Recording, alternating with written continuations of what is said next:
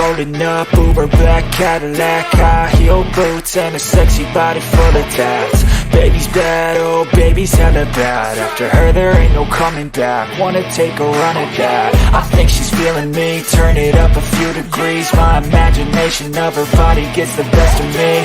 Oh gosh, she's such a tease, bitten lips, bruised knees. I'm addicted to her, need her touching me. Cause she got a bad little waist, and we tearing down this place. Off the liquor that we chase, got some egos to the face. Baby, I don't need no space, coming closer for a taste. And I'll show you how I make everything just fade away. Cause she's like sex, drugs, cocaine, body so insane. Jealous of the clothing that she wears up on a tight frame. All game, no shame, baby came here to play. I feel like an addict cause she's sex, drugs, cocaine.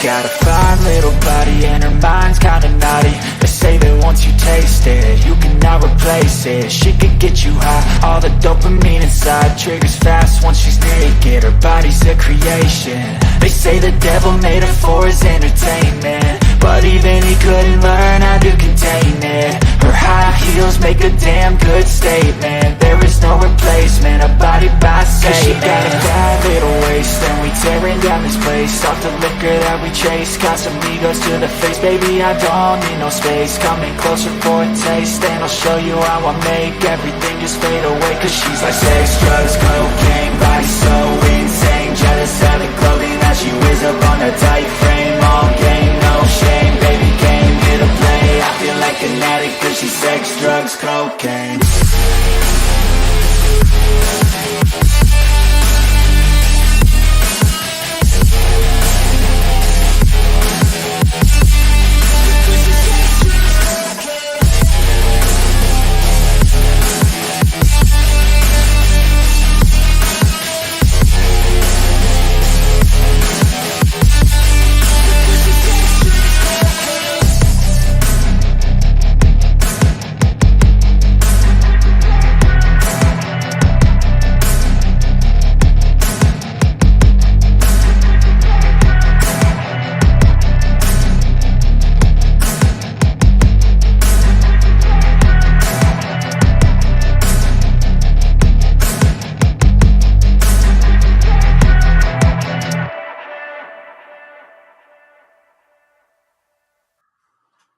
Cheers, y'all. What's up? How's it going? That's kind of weird there. Whew. I have like different levels of that shit. Can you guys hear me? Should be good to go volume wise. See if anybody's here that can talk and tell me they can hear me. But it looks like my mic's going up, so that's a good sign. So what's up, everybody? Happy Sunday. Hope you guys got a chance to watch some Bourbon Neophyte. I saw him drinking some Glenmorangie. I don't even know if that's how you say it in Scotch. I am drinking Redemption High Rye Pick. These are my secret weapons when I just need something, some sort of pick to get, especially if I'm at Daveco, even though this is Total Wine, not Daveco, but I love these picks. They are all 105 proof. Single barrels. I just think they're all really good. I mean, there's probably some bad ones out there, but I've just never had one. So anyway, what's up? What's new? We have a new president starting this week. So that's pretty cool. I mean, it's just cool that it happened. I don't care if you support Trump or not. I'm neither here nor there, but I want him to do well because I would never root against the boat I'm actually on. So that's just what I'm saying. But anyway, it's a new year. January is almost over. Thank God. It has been frozen fucking weather out here. Like for the last 2 weeks. I've been traveling like crazy. Anthony was thinking of going live, but he thought I was traveling, and I think that's why he was going to go live in my spot this week. So I was like, I'm here. I'll do it for a couple hours. What the heck? What the heck? So anyway, we'll say hi. We got Slapshot. Cheers, Slapshot. By the way, I did post the live, just so you know. If anybody wants to jump in and join me, you're more than welcome. Cheers, Slapshot. We got some hockey to talk because I don't know what happened with the Avs. I feel like they've just kind of given up on the season. What's up, Mark? Yeah, say hello to my little bottle. I was playing around this morning and just thought it would be fun. I don't really have anything gangstery planned, so it was really just a thumbnail. Clickbait. I thought maybe you thought I was actually Tony Montana. Just saying. We got Thomas Anderson. Cheers, Thomas. What's up, dude? Bourbon Neophyte sent Mark. That's good to know. Oh, dang. Thomas Anderson just killed an early times Black Label, and he's smoking some crappy cigar. What's up? Go out now. Thank you. And Black Cap. Yeah. He comes in and he tries to be funny and interrupt. And I don't like that. So he knew I was doing this and he still came down to do that. Anyway, all right. So looks like we got about 15 people watching. So anyway, what's new with everybody? I've said hi. I think I'm caught up on chat and everybody checking in. So cheers, y'all. No travel this week, so I'm in town. Next week I am going to Minnesota, which is always seems like a great idea in February. Dude, look at that eyebrow. Man, that thing is like going hams. Dang, dude. I need to shave those or like trim them. I have my cousins out in New York. They have unibrow, so that's pretty funny. Oh, we got Anthony. He must be not quite ready to head to dinner yet. What's up, Anthony? Can you hear me? What's up? Oh, there you go. What's up? Can you hear me now? I can hear you. I'm good. You're good. Can you hear me? Everybody else said they can hear me, so you might have to jump back in because this is not quite as user-friendly. So what is the crappy cigar, Thomas?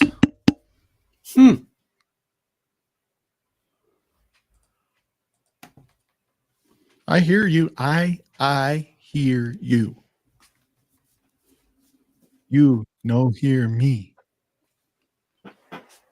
Right. Go out and then back in.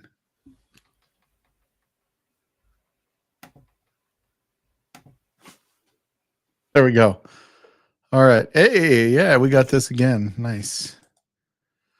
Anyway, cheers, Marty. What's up, dude? Hope you're doing well. We got Steven's here. Whatever. Whatever. What's up, Steven? Y'all go check out Shelf Sippers. What's up, Steven? Hope you're doing well, buddy. Haven't seen you for a little bit. You didn't come on last week, dude. So you guys have to keep me updated on the score. What is the score right now? 22-21 last I saw. That Buffalo has come back to at least take the lead. Man, no wonder nobody's here. They, I mean, except for you, few dedicated souls. Everybody's watching this game, hoping for all hope that, because that's a drag. And we got Mr. Great Shot. Cheers, Mark. Can you hear me? Yes, sir. I can hear you just fine. And then there's Anthony. You hear me? He back. You still can't hear us? You got to select the correct speaker. I'm not sure. I think there's you have to have audio output. Make sure we click on the little arrow and select the right audio output. What's up, Slapshot? How you doing, buddy? Brian. Cheers, y'all. What's up, dude? Can you hear us, Slapshot? I can hear you. Can you hear me? Yeah. No. Yes, sir. Anthony's having issues figuring out the whole speaker out thing. Sometimes it's not as ease of use as Oh. StreamYard. But StreamYard just Yep. raised their prices even more. So fuck StreamYard. Again? Really? Yeah. Jeez. Well, Yeah, this just in the last couple months. So I'm like, I'm not redoing that anymore. This is way more financially That's crazy. responsible. yeah. This is And what. they didn't change it and make it any better. They just raised the rate. Of course. Yeah, that's all they do. This actually has some things that are cool about it. Like I like the overlays you can put on it, the style changes you can do, you know, the plugins that they build for it. But I mean, I don't do any of that, but I like that that's there. Start with that one. Oh, there you But, go. This but is what. It's not StreamYard. It's StreamLab. Yeah, this is Streamlabs. So they actually make a paid version of OBS. Oh, okay. Oh, good. Now Anthony can hear us.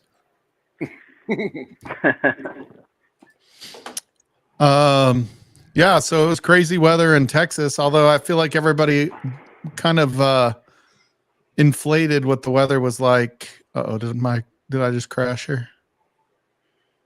Oh, you guys still there? Oh, everybody kind of froze. I was like, maybe my internet just crashed now. Yeah, like I got there, I sent a picture to my wife of what a snow day in Austin looks like. And there was like just a touch of snow right next to the curb. hmm Yeah, we got like quarter, maybe half an inch, something like that. Yeah. I did walk to Whataburger one night and a drinking binge because everybody was like, Whataburger's just like In-N-Out. Yeah, No, it basically, but better burger. No, it ain't. Yeah, anything else better than what a burger? Oh, yeah. In-N-Out's better. Like In-N-Out's the burger that you didn't know how good it was until you eat it because you forget. In-N-Out's this big versus a Whataburger is about this big. Oh, yeah. But like it's I've never been to cheesy and In-N-Out. animal style. Oh, yeah. Okay. I've never been to an In-N-Out. I haven't been out that far west yet. Hmm. Oh, yeah, yeah. I've had them both. I prefer my own home burgers better, but you know. Yeah, I mean, the Whataburgers were good, and they have more than just fries and burgers, which was nice. Mhm. Yeah. Although all I got was a burger and fries, but I digress. Yeah, they're all right. So, See, Thomas, today everybody raved about Cane's. no, that's awful. Like we were And I talking was about like- that. Chicken?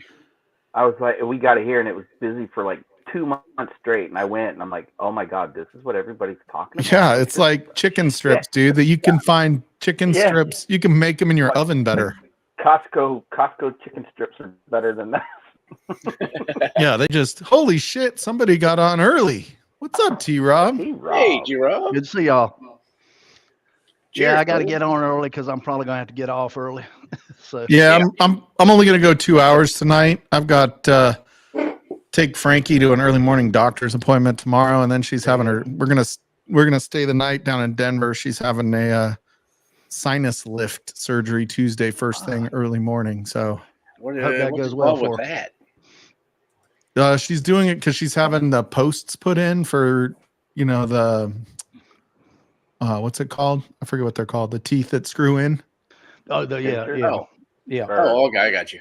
Yeah, and so they have to make her, basically what you screw it in a little bit more solid. So they do that, Implant, a sinus lift and kind of graft more bone in there. Oh, dang.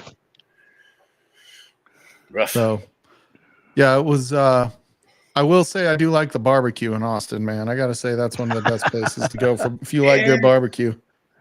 Yeah, if you like really smoky barbecue, then yeah. I mean, I'm used to Kentucky barbecue, so down here they smoke the holy shit out of some meat. I'll tell you the best like restaurant brisket I've ever had is in Texas, but that makes sense because that's like the state bird for Texas. Mm-hmm. Like Oh, yeah. brisket in Texas and tri-tip in California, right? Like, There you go. Yeah, the brisket and the burn ends down here. yeah. What's up, Bourbon for bacon? Cheers. I'm gonna switch places with you, Slapshot, so it goes over my face and not yours. We got Jeffrey Whack lurking in the Hey, Jeff. Jeff. back, although he's not really in the back. So, oh, good. Yeah, check the audio out. Okay, we got Oh, he had it happening on his stream tonight too. So he's got something Yeah. going on with his pewter. Yeah. Whataburger sucks. I don't know if it sucks. I think I was just disappointed in it because we had to walk in Austin freezing cold temperatures, like 5 minutes, which was nothing. Yeah. But we had to walk in that, and then everybody was like building it up to me, like, "Oh, if you like In-N-Out, this is just like In-N-Out." I'm like, "It's not like No, it's In-N-Out. different. It's not like it." I'm not saying it's bad, better or worse. I'm just saying it's not like In-N-Out. Right. Yeah. Yeah, it's different than with In-N-Out. But then again, Jack in the Crack's different too. So There's the In-N-Out burger. I actually liked the burger. I thought it was good. It just wasn't that yeah. like. I feel like In-N-Out's just a little greasier, maybe. If that, I mean, like it's like richer. Maybe that's a better word. Not necessarily greasy, but it has a little more richness to it. But the Whataburger like came with lettuce and tomato, so that was and bacon, which was pretty fucking good. Yeah, I don't even. Everything's put better with bacon on bacon, it. you know. Yeah. you Yeah, know. like if right. there's bacon on your burger, it's better than animal style. I'm just telling you. right now. I do tend to lean more towards a greasy hamburger. I like a good greasy. Yeah, I like it to medium be greasy. hamburger. You know.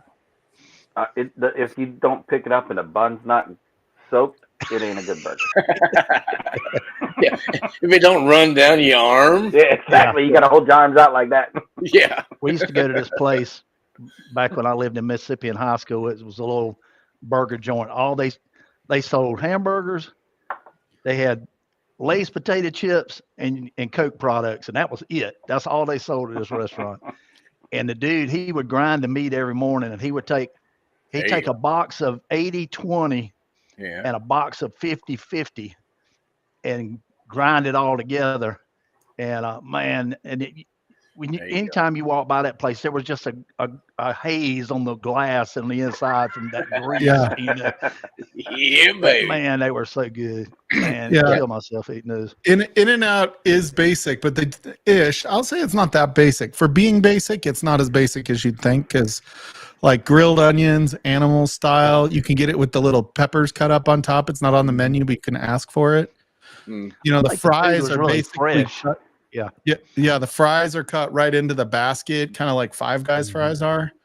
And you know, I do like the meat is really fresh. Like they own their own slaughterhouses and all that shit. Yeah. Like, Oh wow, let's go. and so they have like they have a standard that the place they get their beef, whether it be a cell phoned, you know, a stockyard or whatever they call those things, or my son used to work at In-N-Out. That's how I know this. He went on a tour, met the owner, who's like one of the youngest female billionaires in the world now. You know, the more you can control, that means the production, man. You know, Yeah. keep that quality up. I will tell you, like, it's a little bit crazy how many cows In-N-Out Yeah. goes through every day. Yeah. Like as soon as you start to realize the like Southern, like it was just when they were Southern California, Vegas, like it was still like over 1,000 cows a day, you know, like put that into perspective for a second. Like 14,000 head of cattle at a ranch is like a lot of fucking cows, whatever that ranch is. That's 2 weeks worth at In-N-Out. And that's just In-N-Out, right? Like that's not steaks in the supermarket. It just kind of put into perspective. I'm not a prepper, but I like to prep. Just kidding. I'm not a prepper, but it starts to make you think like of everything that could go wrong. Like we saw it happen with toilet paper and the just-in-time food supply that we have.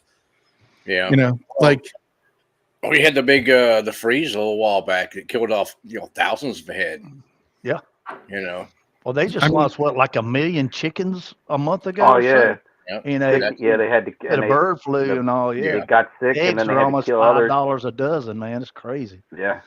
yeah, I just like I look at it and I'm like that just-in-time food supply is awesome. Like we always have fresh food. We eat better than, you know, some other countries. Like a lot of other countries still operate on that as well. But it lets you know that like if the apocalypse hit and just half the fucking people died, like you aren't gonna find your own food.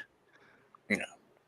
You know what I mean? Like there's not enough rabbits and squirrels and deer to Well, there he is to a degree, depending on where you're at. Where Depends you're on at, where you're yeah, at. exactly. Well, it Yeah. depends on Well, where for a you're at period, Water and your sources skills. you for a have period of time. available. Yeah. Now, It- pigs, it maybe. depends on where Like you go to you're at. Texas and start Oh. shooting wild pigs. Yeah, there's plenty of pigs down here. Trust me, I know. Those things breed like every 5 days. Like they have a litter Yeah, and then have more than that 5 days later. It's crazy Yeah, shit. there's like at least two litters a year Yeah. with pigs, and I mean, they'll have like 12 yeah. to 15 per litter. So Absolutely. and then those are ready to breed again in 6 months. Yeah. And if you So- talk about subsistence hunting just on deer, dude, there are deer everywhere, man. I mean, you could shoot Yeah. a deer once every other day, and eat for, Yep. Not here. Yeah, well, yeah, not there. Well, but you have moose up there. Yeah, Not you know, here. you know, We're desert. Like we have deer, but like it's like the Rockies are so rough, right? Like Yeah. it's not like cornfields in the Midwest and the East Coast, right? Y'all have javelina, don't you? We don't have javelina in Colorado. Colorado, okay. like we have the largest elk population, but still, Right. it's like if everybody's killing elk, there's not enough for everybody, right? Like, Yeah, but there's Like- pretty good herds that they just kind of come in and out. yeah, it's one Well, of those 200 things years where- ago, you had buffalo everywhere out there. So, Yeah, Yeah. like I mean, but we used to have buffalo. Look at how fast they went, even before we had a population. Like that's pretty crazy. Yeah. But it's 29, But anyway, that's we have access down here too, and those things they're actually Oh, better yeah. than whitetail. as oh far as yeah. I know. Oh, that's the other thing. Mule deer do not taste nearly as good as whitetail, for the record, right. Oh, I haven't tried mule deer. because they're eating sage and pear and Yeah. Oh, okay, I got right, you. like whitetails go and eat those nice soybean fields, and then they go Mhm. Corn neck up and corn. acorns and Acorns and yeah, Yeah. it's a lot better eating on them. Yeah, I they, ate my fair share of whitetail. Trust me. now a backstrap's a backstrap. I like backstraps. Dang right. Yeah, true. But like I said, with the axis deer, Oh Jesus, I just those are the highlighted that. beast. Right. They're stupid good. Steven, I highlighted that. I'm disappointed in myself. I could cook prices out there to eat out, even for fast food, kill me. Yeah, that's my thing. Yeah. Is we do way too much, like thousands and thousands of dollars a year on like Grubhub. Mm. And it's just terrible. You're eating like, I mean, granted, I'll have it for dinner and then have the leftovers for lunch sometimes, Right. but Yeah, but those sometimes they're just breakfast burritos are good. yeah, like breakfast burritos. I like breakfast delivered. We're We've trying to been doing- we want it to be warmer where we can make the rule that if we're going to eat out, we're going to go. We're not going to, even if I just go pick it up and bring it home, it's not going to be delivered anymore. Yeah, There you go. Oh, that's good. So yeah, I do prefer like a home cooked meal, but Frankie's off her medicine. So you love making burgers with a combination 50-50 beef and pork belly. Ooh, Mm. that sounds good. Wait, so can you get beef pork belly, or is it only pork? Oh, pork. Oh, I guess it's in the pork is name. big. It's in the name. Yeah. Okay. You can make Sound beef it out, bacon, Mike. but there's a Sound it technique out. to it. Yeah. It's Astigmatism. pork belly. Yeah. Pork Oh, belly. that was great. You mean astigmatism? Oh yeah, that's what it was. Yeah. That's not a stick in the eye. That's right. That's right. Yeah. 29-22 Taylor Swift. Did they just go Oh up? gosh. Oh, damn. It's the Somebody- fourth, man. 7-point Yeah. lead. God, I hate the freaking Chiefs. No offense, I Eric. do too. Ugh. Pretty close game, though. Yeah. Last Yeah, I checked, mean, it was they're going back and 22-21 or forth. something like that. Yeah.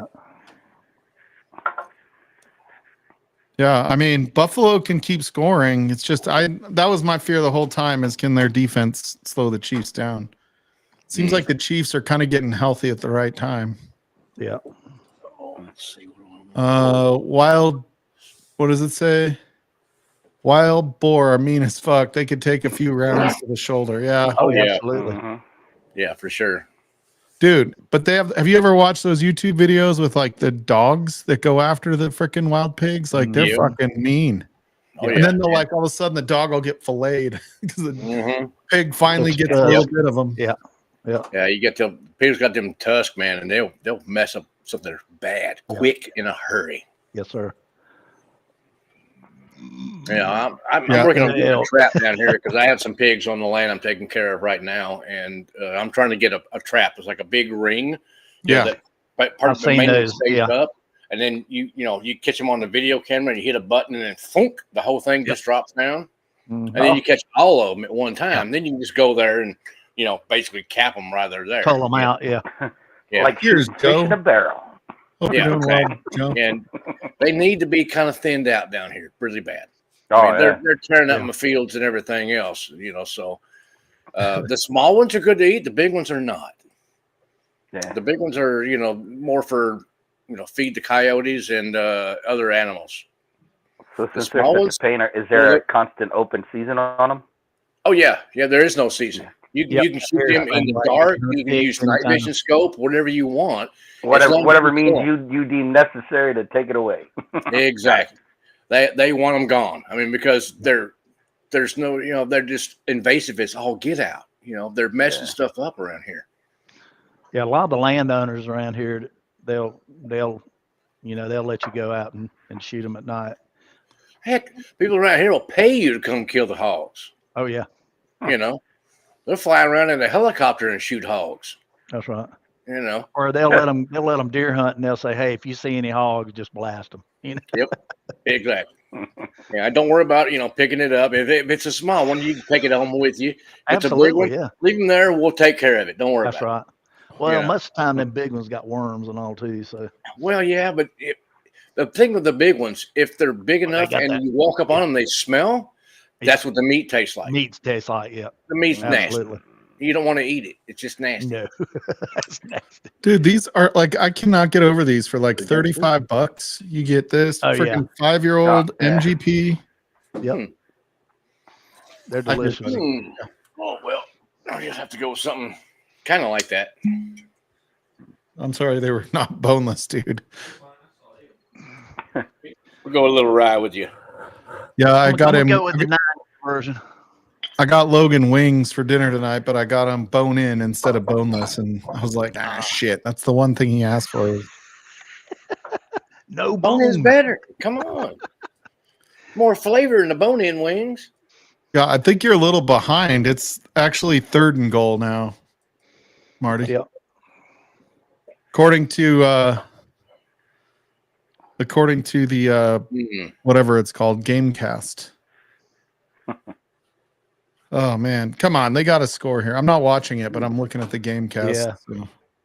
Yeah. They're gonna need a field goal to win anyway, and a stop, right? Like, Right. Yeah, Carp's pretty Yeah, good. they Carp's need to good. they need to score now. yeah, they need a touchdown now because Kansas City's gonna get at least a field goal. Right, William. That's right. Wait, what's like carp? Are we talking about the pigs? The pig. Funny. Boneless chickens. Yeah, I got you. My kids ask all the time for boneless wings. I tell them What's as up soon as about I a can find a boneless boneless chicken. Whoops. They They look just like a roll puddle. around. You see 'em. They're just laying there. Yeah, that's like that guy that said, Pile of feathers. "Yeah, chicken nuggets. Where's the damn nugget on a chicken at?" Yeah. Cheers, Mark. Hey, Mark. Good to see you, brother. 4th and Nugget is goal up. at the 4. All the And- stuff that Oh, doesn't go shoot. into something else gets put into the nugget. Yeah, yeah. It's the hot dog of the chicken world. exactly. Nasty. It's just nasty. Especially, just think Meat about it. nugget. Look at McDonald's. They have 3 shapes. Chicken doesn't grow in 3 shapes. Like, it's not natural. Yeah. Oh, we got 4-leaf whiskey here. Cheers, Stacy. Cheers, Stacy. I need to. That was actually a pretty healthy pour I had on that one too, and I drank it in like 20 minutes. It happens. Stacy and Marty had a good stream earlier today. Hmm. I missed your stream. yeah. Football was on, and it's championships. I That's gotta. right. That's right. I did look like I saw. I popped on with Anthony for a little while, like to see him. Oh, going. they scored. Oh, they did. Touchdown. Yep. At the back of the end zone. Okay. Samuel. Man, I'll have some of that. dude, I just love these things. God, they're fucking. I mean, like tightrope catch at the back end. Oh, dang. Replay said it's good. Let's What's the see. score? Now it's 28-27. Or 28-29. Oh, dang. And extra Did you point. take the extra point? Tie game? They're fixing to. They hadn't yet. Clone Kilty. There you go. That's All a right. pick from the DC rugby team. Oh, Nice. cool. What are you guys drinking? I'm drinking. Jack Daniels Barrel Strength Rye. Redemption 9 year. Jack Daniel's Barrel Strength Rye. Mm-hmm. And I wish I would have bought the other two when I found that one. Oh no. Because I knew nothing about it, and I took a gamble. Because Yes, 29 all about now. it. I got the Clone Kilty Irene Tam pick I was sipping on earlier tonight. Oh, man. That's really good. Man, there were a couple times I was like, God, maybe I can sneak away and get to Still Austin, but I wasn't sure if they had any bottles worth going there for, so I didn't. Well, I was just there Saturday. They sold out of the bourbon pick for that month, and they still had some of the rye pick. So I picked up one of those, and I actually got my first T-shirt from them. So Nice. Oh, nice. That's good. that's my favorite bartender, Nikki. She's phenomenal. If you ever go in there, you'll see her. She's usually there most of the time. Long red hair. Okay. Sweet person. Super There sweet you go. person. I do like the Jack Daniel's Rise. Oh, yeah.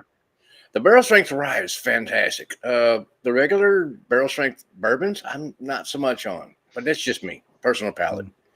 I like them both. I will say it's kind of got that Brown Foreman. Mm-hmm. Yeah. Peanutty funk. Yeah, I will Brown agree with Foreman's you. More Yeah. like kind of honey and banana. I get more honey and banana. I will agree. It seems that the ryes are more consistent than the bourbons. Yeah. Well, they used to not do as many single barrel barrel strength picks. Right. Yeah. And now they do so many that it's like anything. Like if you saw Hello Again Whiskey Friends, if you're one of their Patreon members, they were going to do a smoke wagon, got samples, and they all were, I guess everybody agreed, we're not going to do one of these barrels. No, absolutely. So I feel like that happens a lot more now. I think people don't have to feel like super lucky that they're doing a pick. Yeah. Right. Because there's just so many picks, right? Yep. I think everybody that wants to do picks is done picks. You know what I mean? Yeah. And so, Well, and unfortunately, what they'll do with those barrels is they'll turn around and give them to a store that, says, "Hey, y'all want a barrel?" And they say, "Yeah, send us one." They'll put one of those on there. The stores don't want to piss off the distillery, right? So even if they suck, especially if they're not like a big time store, right? Yeah, if they're not big into it, yeah. Yeah. The local mom and pop shops or stuff like that. So, but although my little local store gets some good picks of Old Forester. Last time I was in there, I actually helped them pick out one of their single barrels for Old Forester. Nice. And I it's love those Old fantastic. Forester It really single is. barrels. are they going to do it barrel strength or 100 proof? Oh, probably barrel strength. It was like a 120 some odd Okay. proof. I think 128, right in that range. Yeah. It was Yeah, good. those 100 Really proofers are bangers. Yeah, I've got one sample of a 100 proofer one, and I haven't tried it yet. I just, It's right here. I feel like those are just like a sit and drink whiskey bottle. Maybe that's why I like them so much. You know what I mean? Like the barrel strengths, they'll be really good. Like they'll be good, but I feel like they come across pretty hot. They're not like a just sit down and sip on whiskey for a while. You know what I mean? It's like if you're gonna have a pour, you do one of those. If you're gonna sit down and drink some whiskey, you do the 100 proofer. Yeah, like this one here. This was the last one that they did, and it's 130.5. Oh, that's good. So, and it's really good. My dad that's would be so kinda like proud this I sounded responsible right there. This is 130.1. Oh, okay, And it's nice. super good, super sweet, man. Yep. It's not Ben hot sent at me a all. sample of the 100 proof pick. I haven't It's tried the it what? yet. It's gold. Yeah, I'm just saying that's they made that trade with the Avs, right? Slapshot. Yeah. Oh, yeah. I'll just say it here. Well, Rantanen came from Colorado. Colorado, and he's doing well. And the only reason they got rid of him was because he's in a contract year, and they Yeah, didn't want it's to his pay him what last he wanted. year. They didn't want to pay him, so he said, "All right, then trade me." And Yep. And he's got to better. the Like head. everybody here, like all the sportscasters are like, it's a sign the Avs know they're not going to do it this year, and they have to offload. Yep. And It's then basically Marty giving up on Hall- the year because he's one of the best players on the team. Like he's an all-star. He's fucking awesome. Wow. Yeah. Then I think Taylor Hall's overrated, and I think he's bad juju in the locker room because he's just been passed from team to team with issues. I think he's one of those cancers in the locker room that he just can't Gotcha. get along. Yeah, that the guy that Avs gave up, like he was pretty good. All the sportscasters are just like he's the foundation of the team. Like, but he's just too expensive. You can't have all the superstars that they are paying right now, some of which too much. Right. Well, I heard. Well, yeah, the numbers kind of got crazy, and then I think the cap space is going up. I think it's 80 or 84 this year, and it's going to like 92 or 94. So they get like 10 million more to spend next year. Yeah, I mean, and the Avs are owned by like one of the fucking Waltons, just like the Broncos. They don't give a shit how much anything costs.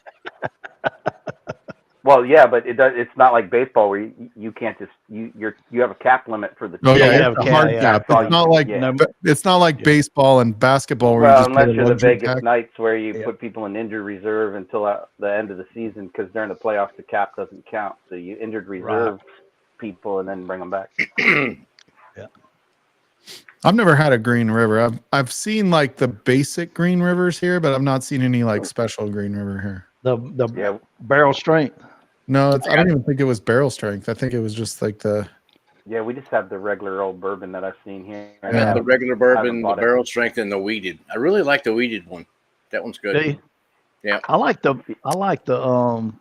barrel strength. I didn't Yeah, like the that's good regular too. bourbon. The regular one's okay, but Kansas City about to barrel fucking strength and the score weeded again. ones are the ones you want to get. Yeah. In my opinion. And I had You said my samples arrived all good. oh yeah, I yeah. forgot what all I sent you, but Yep. I think I might have sent you a shine. I'm not positive. The only one I've got out, I'll put them up, but I got the Corbin Cash one. So Oh, okay. Yeah. Oh, that's the 21090 pick. yeah, yeah. Oh, there you go. That's really They good. don't they don't put the age on the rise, right?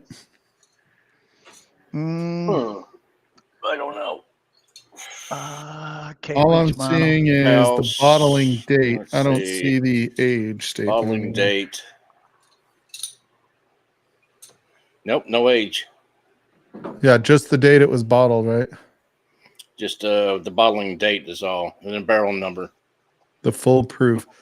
Yeah, The full actually proof, last yeah, that's week one. Yeah. last week on Livewire, I get a little tipsy, start buying whiskey apparently, but that was the first whiskey I bought probably since I don't know, the start of December maybe. Of course, then you drop $350 because I had to get that 15-year barrel proof turkey Oh, Ooh, yeah. nice.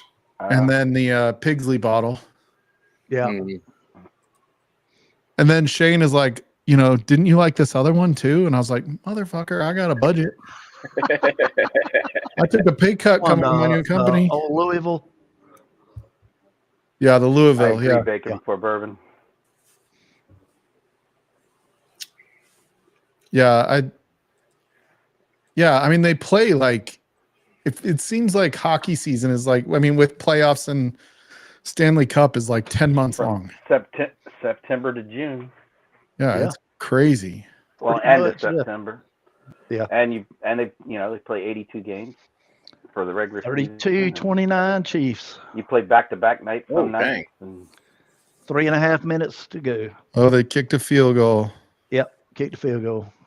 Dude, these two have it out, man. Like, Yeah. I'm just saying, remember, was it the year before last when like Buffalo went and scored with like 17 seconds left Mm-hmm.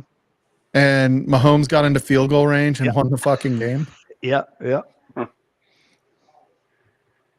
Like, Yeah, this it's hard to fire someone because McDermott's like the defensive coach. T-Rob's renting it from Marty.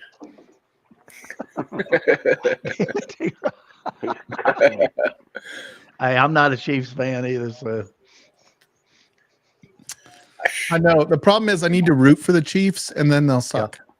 and then they'll lose. I mean, look where I'm at there, Mike. Come on. Yeah. Who am I pulling for? Who are you pulling for? The Cowboys? Yeah. So Oh my God. I have been for years, just I was because so glad to see my I was best glad friend to in see the Air Eagles Force. win. Yeah. Yeah, my best friend in the Air Force, because I'm from Kentucky, so we don't have a professional football team at all. That's it. So I moved, when I got down to Florida in the Air Force in the late 80s. My best friend from Texas, I met then.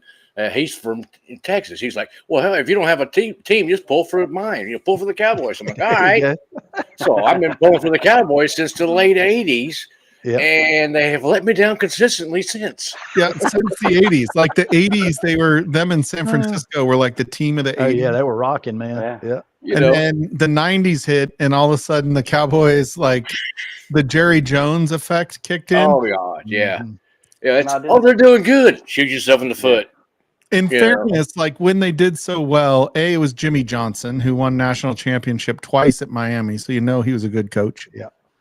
Right. Yeah. But Right. just like every other coach couldn't get along with Jerry. Mhm. And then they also had that huge trade for Herschel Walker where they got like 20 first-round picks or some crazy shit like that. Yeah. And then notice through that whole time, Minnesota sucked because they gave everything up. Oh, hush your mouth, Marty. Oh, go, go, go, go, go, go, go. First Uh-oh. down. Dude, Allen, like when he runs, he's fast, but doesn't look like he's running hard. No, Like it's pretty crazy. I like the little fakey through there. I don't know. I do think that like Philly's got some issues. I mean, They're they strong look there. good. You know, Man. they didn't have a huge offensive output in this huge win that they just had, where they put up 50 plus points. Like Wow. Barkley did 115 yards, but like they didn't even throw for over 300 yards. Like that tells you that the field position was in play, like defense was in play. Absolutely. They do have Special team. Fangio on defense, which is pretty good. Well, All the right. first play of the game, Barkley broke that long run for a touchdown from the first go. So that kind of set the tone. I thought Charles Barkley was a basketball player. This is Saquon Barkley. Shit, 3rd and 10 on the 42 of Buffalo. Oh, batted down.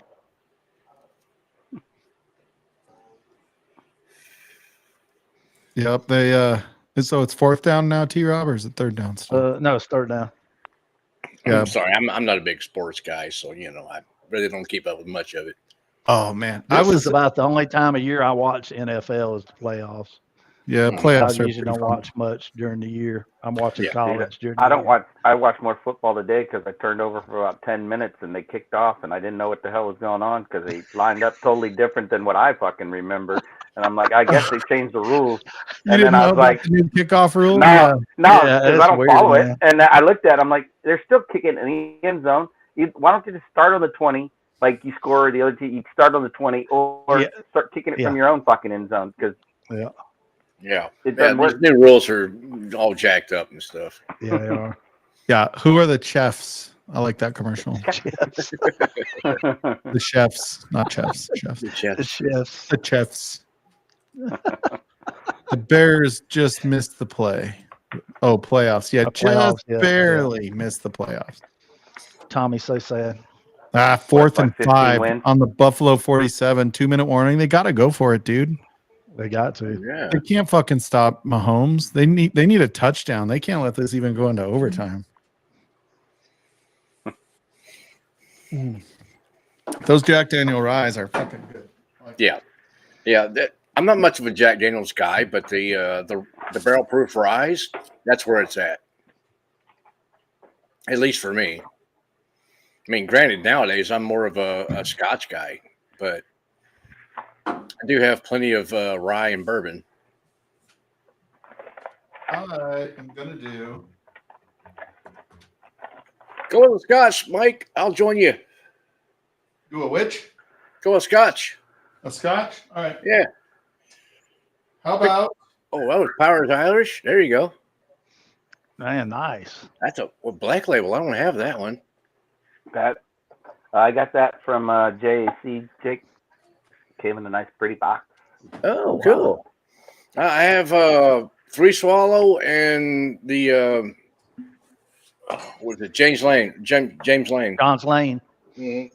Oh yeah, I got that one too. I haven't drank that in probably 6 months because Oh man, that John's Lane. I don't want it to go away. Yeah, that one's really good. I like that one a lot. So it's in the back. Yeah, That's right. yeah. Loch You gotta Lomond. hide from yourself. Loch The only Lomond. thing I got right now is Oh, I Is the finished rye. off the Loch Lomond. or Mm, Tomatin. Tomatin. Okay, yeah, I'll go with that. I got a Tomatin. No, I got Tullamartin. Tomatin. Okay. Well, I'll go with the Tullamartin. It's got a T in it. There you go. I'm gonna do Tomatin 18. Martin 18. Okay, I'll go with the Ooh. Tullamartin 15. Mm. Just a few years less. So you're sipping on a sherry cask, eh, Ben? Nice to. Uh-oh. Little space side. And so Tomatin is a Highland, Yeah, so's and mine. this is Oloroso sherry cask. The Tullamartin's I think it's a Highland. Yeah. For sure. You know what? I don't have as many lowland scotches. I mean, I realize there's not a lot of those distilleries, but So I don't know the difference. I'm not educated enough, and I can't remember which one comes from where. So yeah, except for Isla. Everybody knows Isla. Oh yeah, Well, they everybody knows Isla. They just turned the ball over on downs. Chiefs got it with a minute 50 left. Oh, he went deep right, dude. Well, they blitzed him, and he barely missed the blitz, but he just threw it. God. Like, I don't understand how Kansas City wins these games. Like, they play the good teams in an important moment, and they just are way better than they are. Yeah. I mean, they always win. Like, winner's going to win. You know what I mean? Like, winners just fucking win every time. Like, they just win. Like, doesn't matter how good you are. If you're a winner, you just win. Like, I don't think anybody calls Tom Brady like the most gifted quarterback ever. No. He's just a fucking winner, dude. Like, he just He doesn't is, make man. mistakes at bad moments, makes the right play at the right time, makes everybody around him better. Absolutely. and you got to have good people around you too, though. It's not like Exactly. you go win it I by mean, you have to yourself. have enough good people around you, yeah, for sure. Yeah. Well, And he was never the you highest gotta have- paid quarterback, which helped. You got to have Money good go play elsewhere. callers, and you got to have guys that can go on the fly. You know, they go up to the line, they see something different.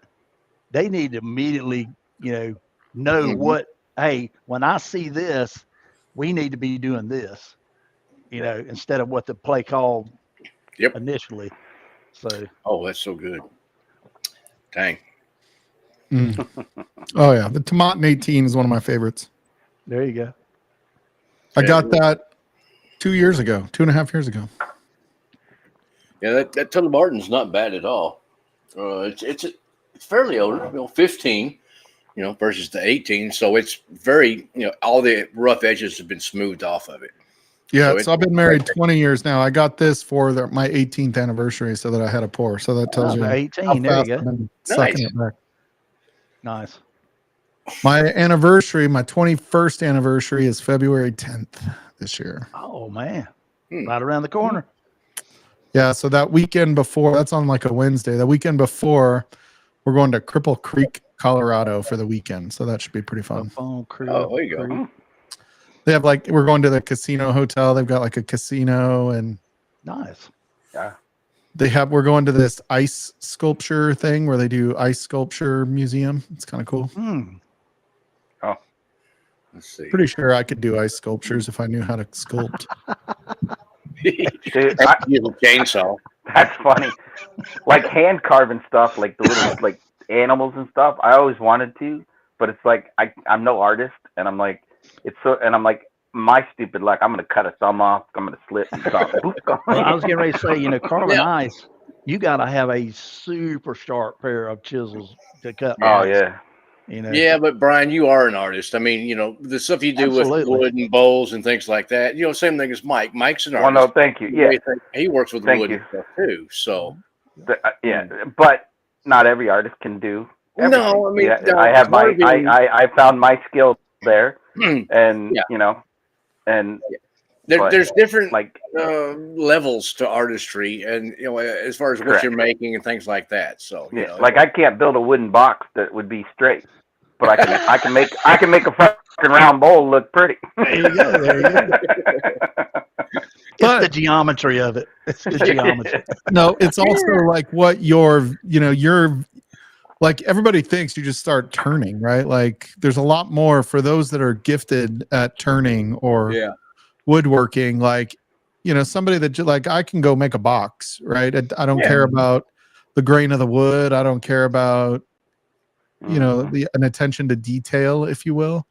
Oh, And what you've got and what you do, Slapshot, is you can see that bowl before it happens. Maybe that's not how you're looking at it, but it really No, that's exactly because I tell people all the time. They go, "How do you pick what you're going to do?" And I go, "It tells me what it wants." And people go, "You fucking get the white coat and hug yourself." But it does. And working with wood, and if you've ever worked with wood, the grain of the wood tells you what it wants to do and not want to do. Yeah, and when you're for turning, and you just get the feel for it. And when that tool hits that wood spinning at 3,500 RPM, you can feel it. And when it's angry, you know it. There you go. Okay, no, well, we'll go this way then. That's right. Yep. No problem. Oh it's that is fun. and sometimes you get lucky. Yep. There you go. Oh, Sometimes- absolutely. Exactly. Some Like- stuff you like I can will- get Sometimes the bowl flies off the lathe at 120 miles an hour at your head. Yeah. And just misses. Yeah, I will say, like, you put yourself in successful spot, right? So like they always say hunting, like some hunters are just always so lucky, and it's usually the hunter that's in the field the most. Right? So you have a tag, I go hunting, I go for the weekend, the tag is good for 10 days or whatever, right? So it's like I spend 3 days instead of 10 days. The same thing happens when you're making something out of wood, right? Like you pick the wood that is beautiful, right? You go and you select that board or that. Here's one. Yeah, that's incredible. Now I made this one in 02. This is Redbud Yeah, that's super cool. Here, I'll make you bigger. with it's like the live edge With on the it. live edge, yeah. It's Redbud. And so in that situation, part of it was selecting that wood, but like that wood is beautiful. Like, you took that beautiful and made it come out. That's, I guess, what the talent is in woodworking, because the wood by itself can be inherently beautiful if you finish it well. You show it off right. Like it can be, a table is just a flat piece of wood most of the time, and people make beautiful tables. Like, Oh yeah. And a lot of it depends on the wood, because like Redbud, it's not a wood that most people are going to have access to or be able to mess with. But in Kentucky, it grew all over the place. what's up, Dunny? Cheers, buddy. Like walnut and, cherry and, other things like that. Those are just, they're all over the place. Western red cedar, different things like that. That was all that kind of wood was around there. Down here. I'm going to remake my dining room table. It's made out of cherry, but I'm going to remake the top. I love cherry. I think cherry, when it's finished well, is beautiful. And it is, especially once it ages and, gets a good patina to it. Oh yeah. It's gorgeous. I like cherry, walnut with the sapwood, so you get that white wood in there. Mhm. Yep. And then Paduke wood. Paduke. Oh, okay. Yeah. Paduke is That one's African. And it's kind of like walnut, but it has an orange tint inside it. Mm-hmm. yeah, the only thing I don't like about Paduke is it starts to brown as it kind of sits and gets light. Yeah, if you leave it you got to block the UV light from it. Yeah, because even sitting in the house, if it's just getting sunlight through the window across the room, like not direct, Yep, it'll still it just slowly browns out. But it's, you just keep it cleaned up. It's absolutely beautiful. I made Frankie this little hope chest, it was a little jewelry box, just small thing with a lid, put a little heart inlay on the top. And I made the bottom out of walnut and maple because I love the contrast that those give you. But the top I made out of kingwood, African kingwood. No, I've heard of that one. Dude, that shit is so hard. It like just doing the inlay of the heart on top fucking wore out the freaking cutter. I had to get a new cutter afterwards. Oh shit! Oh, that's like Coca-Cola. Yeah. Yeah. It's the same thing. I made a Coca-Cola Kingwood, pin, and I had to sharpen my tool 3 times making a damn pin on the Coca-Cola. Damn. Yeah, it's a kingwood too, and they're all very oily. So I'm putting this thing through the drum sander to level out the inlay with the top of the box, and it just like gummed up, like ruined a whole thing. And my drum sander has like, it's like $69 to get 4 rolls of sandpaper for that motherfucker. Yeah. Crap. And it's like it went through one whole thing of those things, and it was just a little box. Like the box is like this big. It's not very Oh big. jeez. Yeah, poplar really doesn't have normally, like maybe with some end grain you'll get a little, but it's not very like figured. You don't get a lot of figuration from poplar usually, but No, it's a super stable wood. straight and pale grain. Yeah, Wide and it's a grain. good hardwood. Like it's a great, like making cabinets out of poplar, like the the guts of a cabinet. Yep. Because it's super stable, super strong, easy to work with. Lightweight. Yeah. Oh yeah. I do like. I had huge poplar trees where I grew up at. There would be like 50, 60 foot before the first limb. Oh You know, God. Oh wow. Straight trunks. You know? Yeah. Oh yeah, yeah. They're super straight, super straight. Like I made my daughter her dining room table, and I actually just made the base because she wanted to paint the base. Wow. And then we stained the top. So I made the base out of poplar, and then the top we made out of oak, and then she stained the oak top. Okay. So she wanted the oak stained dark brown. It turned out beautiful, but like when you can use poplar, it's way cheaper. Oh yeah. Way easier to yeah. cut. Oh yeah. Super easy to work with too. Yeah, making the mortise and tenon on it, it was way easier than the cherry even that I was cutting. So Yeah. Yeah, it's a great wood to work with. I feel like the most common like major wood is maple, and that's the hardest. Like the hardest one to work with is maple. Yeah. Hard it's- maple. I love maple, spalted maple. Yeah. I had some ma- salted maple too. It's beautiful stuff. Maple's like the hardest American wood. Yep. I don't know if that's absolutely true, but it sure seems like it to me. Well, the only wood that I found that was harder than hard rock sugar maple was ironwood. Yeah, ironwood. yeah. Ironwood and kingwood. The ironwood is a kingwood, I think, or kingwood. Ironwood's oh my god, it's so dense, so heavy. It's heavy too. It's a really hard wood. I used to make mallets and stuff out of that. If you're for like chisels, making a wood mallet to hit your chisels. Oh yeah. Yeah, ironwood's great for that. Oh yeah, I bet. Yeah, I love It's got the weight to it,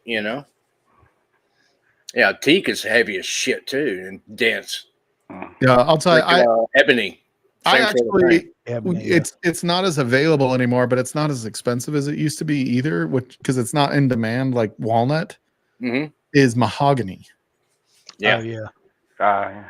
I love making I made a couple of Christmas items for the kids out of mahogany, and I just love mahogany. It's so nice. And it's not heavy. It's not super heavy. It's hard. Like you look at, like I love going back east to look at like a bunch of the old school furniture that you can go look and see just like you could see like a armoire that's 110 years old, 200 years old. Oh, yeah. And it's like, it's amazing to think they didn't have power tools when this fucking thing was made. Oh, no. Hand planes and hand saws, and they still sold it for $20. Like, back in the day, like clawfoot stuff and things like that. Oh, I yeah. watched The eagle Blacktail. claw holding the ball and things Oh like yeah, Mhm. dude. Like, that. Yeah. I mean, it's just the level of The craftsmanship. intricacy that they can do is Oh, just yeah. absolutely incredible with just Oh, yeah. hand tools. I remember my grandmother had a big mahogany dresser, and then she had a matching chest of drawers. And that big chest of drawers had it had a quartz top on it, Oh wow. Okay. and it was like from the early teens, you know, Damn. it's like Yeah. 1916, 1917, and Yeah, the that wood. I mean, it probably was because that's where you put the bowling picture, so you could wash up and it wouldn't get on the exactly, wood. yeah, Probably. yeah. Yep.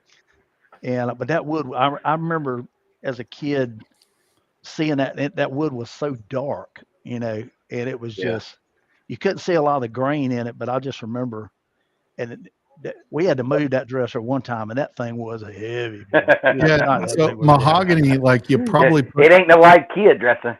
there was probably a bunch of furniture polish on it, right? Like that's what Oh, made yeah. it get Yeah. dark, right? Like you kept putting that on there. Mm-hmm. Yeah. So funny story about morning wood though. If you want to know the true definition of torque, you go take that morning wood, push it down to take a leak, and watch your feet get kicked out from under you. That's torque. You keep trying to scoot back, and you're up against the back of the toilet. Yeah, already. you're like pushing on the wall, trying to Oh, you're like, I gotta get this thing aimed right. Mm. Oh man. Yeah. Yeah, anything spalted is really cool if you can make use of it. Yeah. It's not Yeah. usually used in furniture building, but it's used a lot in turning and Mhm. Yeah, both. I've never done anything with a burl in it. I did. Burl. I did have a old neighbor of mine when I first started. They had a plum tree that had been standing dead, that they had cut at like 8 feet. Yeah. So it had grown the fungus up through it, which is the spalted stuff is fungus, Right. and so it was spalted plum, and I turned some stuff out of that, and it stained my hands purple. oh Like it geez. was still like that way. Yeah. But Have you ever done one of those? It's not a pine cone, but it's sort of like one. You'll see it at like Rockler Woodcraft. I mean, the little pod thing. Yeah, those Bershka pod pods, things, they yeah. make a fucking mess. Yeah, I haven't Oh my God. done any of those. Yeah, you got to do a plank on the toilet in the morning. That's right. Absolutely. Or just say the heck Oh, with it yeah, and get in the shower. The flame. Oh yeah, flame top guitars. I'll tell you, I've been watching these videos. I want to take Yeah. my CNC and design an electric guitar with it. So you can get nice. like starter designs for it, and but like nothing is perfect. It takes so much tweaking. Like there's this one guy that he was like, yeah, I've built like 3 of them, but I wanted to start from scratch and show you guys how to do it. And he had to make like 5 or 6 before he finally got everything fitting correctly. Got it right. Yeah. Just because everything is so like, oh, that was off in the build. I didn't realize it. That, and then you have to buy all the parts, but they say buy all the parts first, like buy the neck that you're going to put in there, because you don't build the neck, you just build the body. Right. Buy where the strings are. I forget what they're called. A fretboard. My Yeah. dad came up with a really cool idea for guitar necks. What he did, instead of having, normally it, like drill a hole through the whole thing, and they put a rod in there so you can, tweak the neck back and forth. Mhm. What he did is he cut a V down the middle of the neck and then embedded a bandsaw blade, like say 3/8 bandsaw blade, put that in the neck on a V and then epoxied it in the neck below the fretboard. Wow. Oh yeah, sort of like a dovetail. Yeah. So, it's in the neck and it can't flex up or down and it can't twist left or right.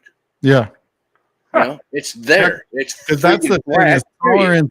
tolerance in that neck has to be really good. Because That's I mean, the thing, you do end up screwing into the neck. It's not like a Well, yeah, at the base of it there. yeah at the base, But, but yeah, it's it's For the pretty whole crazy. length of your fretboard, that's all perfectly flat and it can't twist left or right because you have that, the bandsaw blade on a V like That this. rigidity from the built top in. Yeah. Going down, and so it can't flex left or right, and then it can't go up or down because of the width of the bandsaw blade that's embedded into the neck.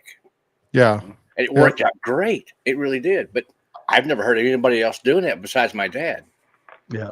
I will say, and they don't do this much anymore, but if you can get redwood to make a redwood deck, redwood is bug resistant. So my house was almost 70 years old when I left San Diego, and they were talking about, like, do we need to do termite inspection? And I'm like, maybe for parts of the house. I'm like, but the original part of this house is redwood framing, and you go look in the garage and you could see, the 2x6s or whatever, the 2x8s that go along the, whatever those are called, the rafter, the headers. Yeah. We're all redwood. And they're like, oh shit, we don't have to worry about that here. No. Interesting. Where I live in Colorado is one of the few places in the country where termites don't. There are no termites here. No termites and no fleas. Well, Chiefs win. Yeah. Yeah. Fuck. Eric better jump on soon, or I'm going to be pissed because he needs to be talking some shit. 32-29. Damn. Oh, that was close. Yep. Dude, like, you got to feel like the Bills are missing their window, right? Like, so it's going to be Big time. Chiefs and who was the other winner today? and the Eagles. The Eagles. So Chiefs and Eagles for the Super Bowl, huh? I'm not sure the Eagles can beat the Chiefs, dude. Like, Eagles require so much on that run game. And the Chiefs defense is pretty fucking good. They need to Nancy Kerrigan Mahomes. My leg! Oh! We need to just get Hell, the Redwood ref's good enough already. You know, he gets every call they make. Steven apparently wants the Eagles to win. Yeah. You know, Darrell wants the Eagles to win. He's a big Eagles fan. All right. I need to pour something else. What are you having, T-Rob? Let me see here.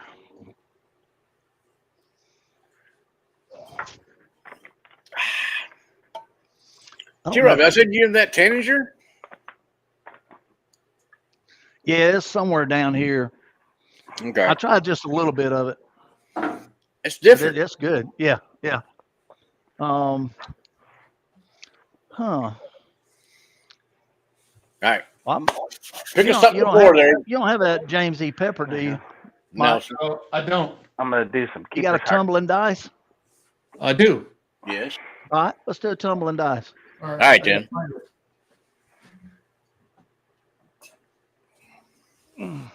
Oh, maybe I killed it. I got a single barrel proof and a 117. I got a single barrel proof at a 116. 6-year-old. 6, yep. There you go. Distilled in Indiana. Yep. What's what mash bill you got? That I'm not sure. Is it on the back? Mine's on the back right here. Mine's a Total Wine Pick from Austin. Okay. This one's a high rye. This one's a Proof from wood. 36%. Yeah, mine says heavy rye mash bill. There you go. I lied. I don't have a tumbling dice. Oh, you bastard. I might have one upstairs. I'll have a Starlight. Yeah, there you go. Oh, there you go. Even better. Yeah, it's not bad. And this one is 4.5 years. Ooh, I bet it's good. Possibly. This one did come back from when the Starlight was still doing a good job. Do I have a Starlight? I thought I had one. Somewhere, shoot. That's not it. All right. North. Where's the Starlight? I thought I had a Starlight. All right. So I had a. Oh, it's Star Word. Sorry. Oh, looks like Whiskey Nose is doing a barrel pick tomorrow night with 4-Leaf Whiskey. There's a couple of people with them doing that. Man, I hate I wasn't able to go with Marty, and then when they went on that barrel pick last week down in Charleston, they went to live wire or not live wire, high wire. Mike's like, I didn't have people in my house. What you talking about? I was gone. I'm like, Yeah, Frankie. Marty was there. Maybe Frankie had a party and Mike didn't know. Like, Yeah, Frankie Marty Barrel was in there. Mike's yard? What the hell? Yeah.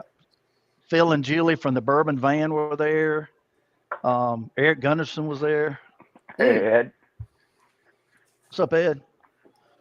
What's up? Cheers, Ed. We were talking barbecue earlier, Ed. There you go.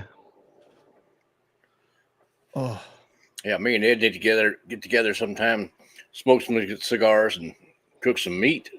There you go. dude, I will tell you, like, I like beef. I was raised with pork in Kentucky. I like barbecue pork, but like smoked pork. Everything's pork. I like pork better.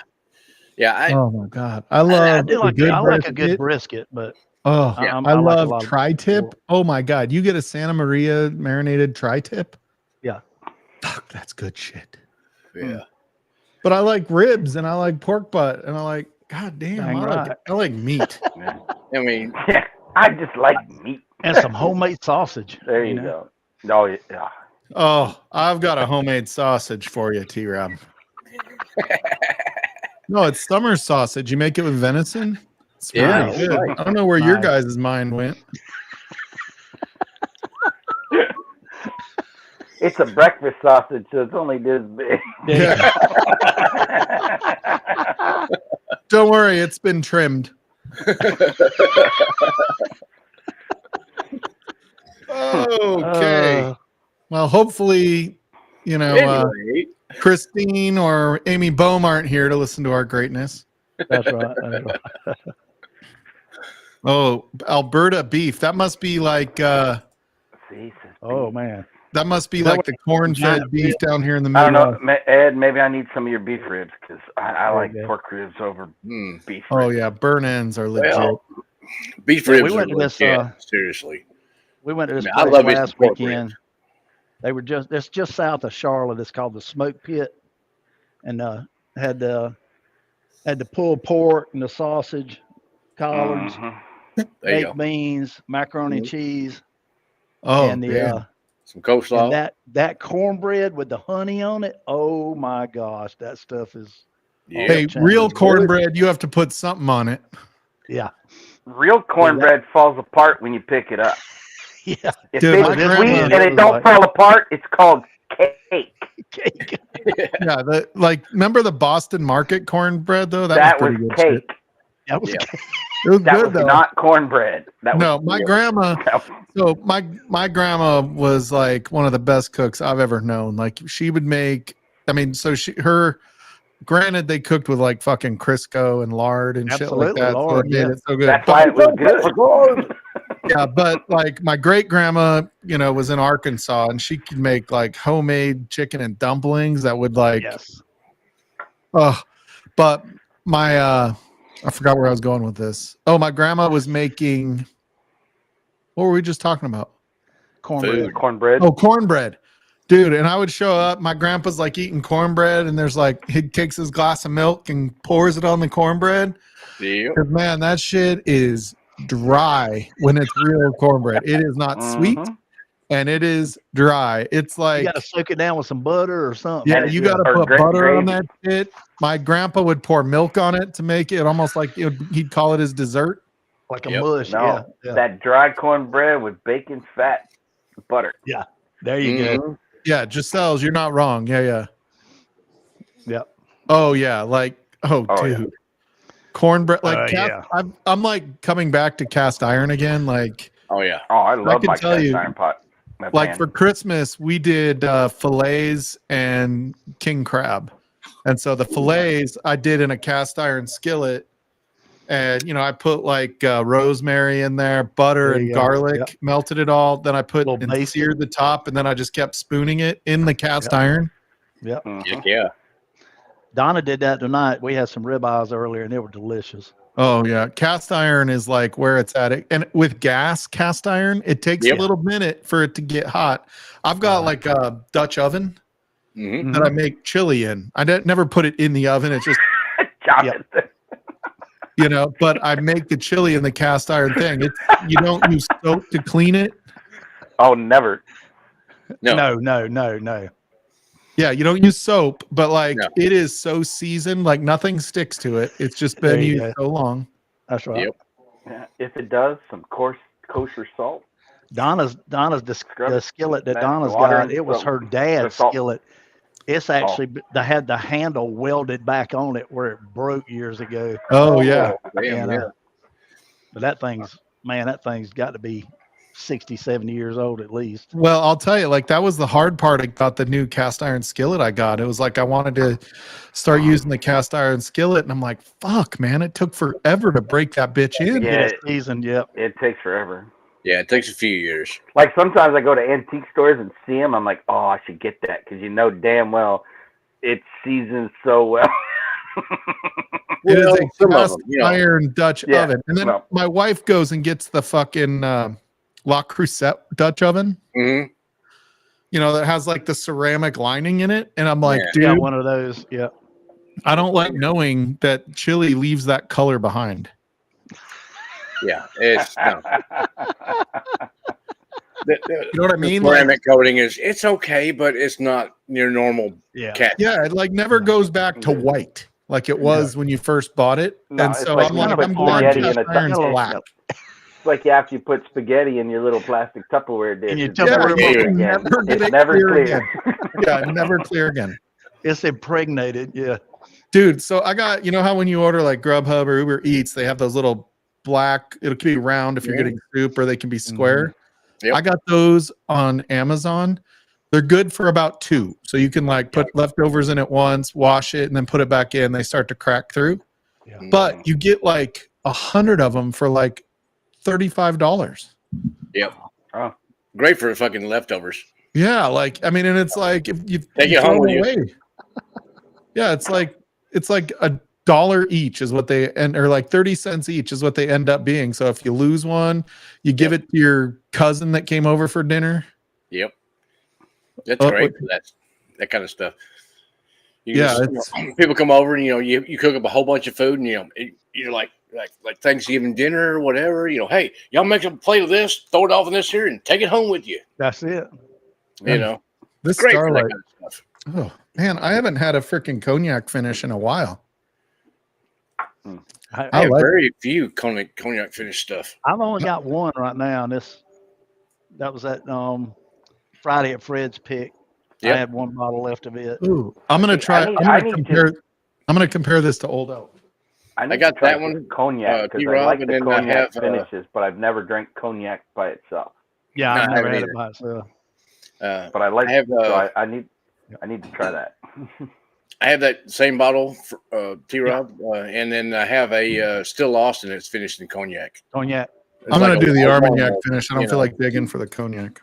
It's like I There you don't go. know. It's like last year or year before they had a Yeah. cognac finished one, and I picked up a Nice. bottle of that. Distillery only release sort of thing. I've had several cognac finishes. I've enjoyed most of them. There was one I didn't like, but I don't think it was because of the finish. I think the whiskey was a little too young. The and base finish was the problem. finish didn't help it any. So Yeah. A couple of the Still Austin finishes have been really good. The port wine finish one, that one was Mhm. fantastic. And then Madura finish, that one was really good. The cognac Yeah. finish was like, it's okay. But right. then again, I'm not a cognac guy, so Yeah. Other That people Armagnac probably finish is really like pretty it. good. So Blake had Armagnac in his room last year at the Junkies meetup in the park. Yeah. Not last year in the one we just had, but the first year. Okay. Right. And dude, that was the best thing I had that whole weekend. And he had some crazy shit in his room. It was like 50-year-old Armagnac. It was. Oh yeah, I'd like to try some. I Yeah, see that dude. bottle every once in a while sitting there, and I'm like, man, when I get a nice little commission check, There you go. Well, yeah, I'm when I still go to looking Total to buy Wine, and I right next to my cigar humidor at Total Wine is the glass case with all the expensive shit in it, and I just Yeah. look at the glass and go, "Yep, can't afford that." Open. Yep. Oh, If Mandy can win yeah, the Jake's damn got a Powerball bunch of instead that of old yarn hockey yak tickets, stuff. then I could afford something in that case. That's right. Tourist shit. I still think like Yeah, there's nothing cowboy. worth $500. It's a consumable. No. Well, Yeah, exactly. Yeah. Well, it's worth what somebody's willing to pay for it. And unfortunately, Sure. there's people out there that have that kind of discretionary income. So They got stupid money where they can just go, "Oh, you want what?" And they don't question it. And they just go, Yeah. yeah. Start throwing off the hundreds. Yeah. "Mm-hmm." That's right. Yeah, I ain't that guy. Come on. I'm sitting here in They the have a work. Remus 5. Dude, Remus 5 is good. I think I $9 still for have a half spare. ounce. $9 for a Oh, half geez. ounce. Yeah, I never. You know, that's the only Remus I ever saw on the shelf here, and it was before anybody else reviewed it. And I was like, "Well, Yeah. that's expensive for that." And I walked away and never saw it again. Never tasted it. That was the only time I saw it. Yeah, I only Remus found 5, one of the dude. 5 when I got mine, and it was at a store out of town. I just happened to pop in there, and I walked, and it was all the way in the back, and I'm like, I walked back there, and there was one sitting there, and I I might grabbed it. have a spare Remus 5. It might be down. I don't know if it's down here or upstairs. I just got the 8 I was at my about my 3 weeks local ago. one of my local pizza joints down here. They have a bar as well.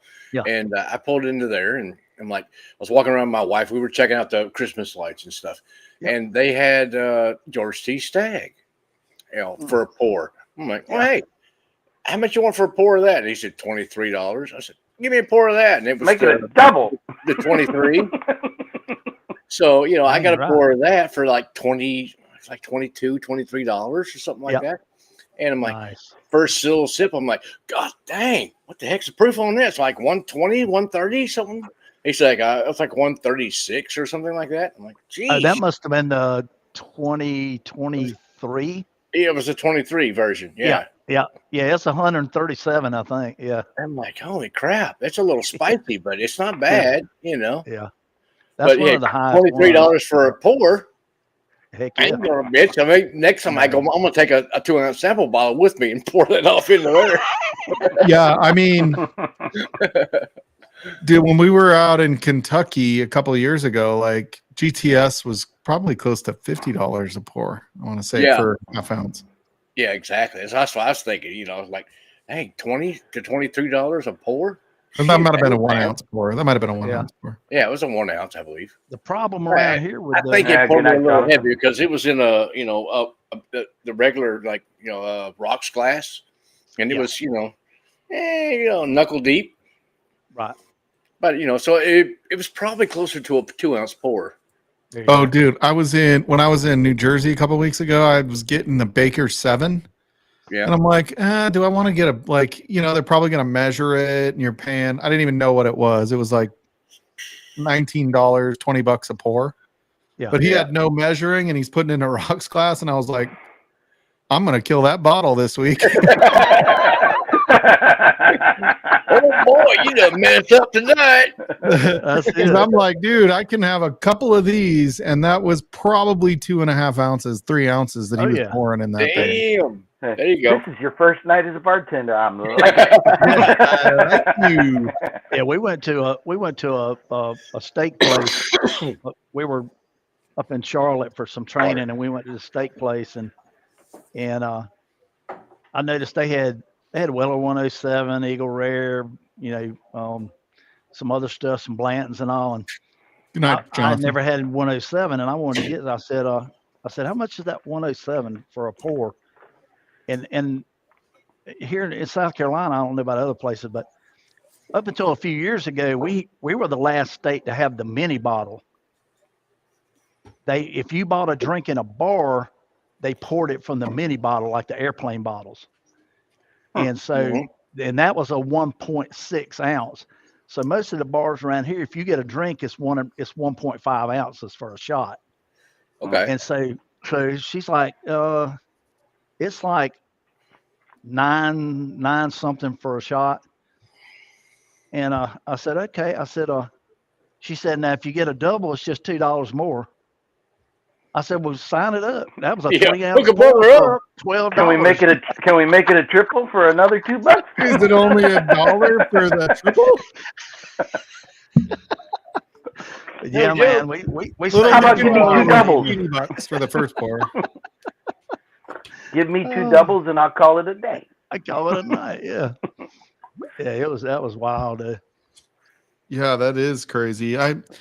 Every once in a while you find that place that has a pretty good deal on the pours. Dude, that's one of my favorite. I wish I bottles could right find there. those around here. That's one of my favorite. And Yeah, Mine's I getting mean, low. we were in Austin in March of last year, and I found they had what was it? Oh, it was Parker's Heritage. Ooh, Okay. They had the heavy char, or maybe it was the 10-year rye, Parker's Yeah. Heritage last year, and it was Right. $20 a pour. oh, hell yeah. And I was like, "Can I have a double?" Like, and everybody else was like, "We need to leave. You've got that." I'm like, "You can go. I know how. I can Uber." I can I'm like, I'm not. Hey, well, next time I'm you, going to enjoy this. I can't pull the cork out of mine. Round Rock. Oh, Oh, look at this Oh, hang on, I spinner. think I'm froze or Screw something. top. Everybody likes a spinner. Everything should be a screw top. I know, man. yeah. See, I got this last year courtesy of the Vascos at Cheech's meetup, so it's almost a year old. There you go. There you go. Yeah, Oh I've yeah, been I got milking one this from the Vascos. I was trying to say, I think I froze for a second there. Next time you come down, go to Oak Liquor Cabinet in Round Rock.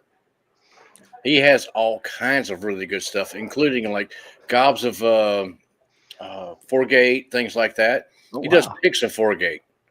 You know, Nice. that guy.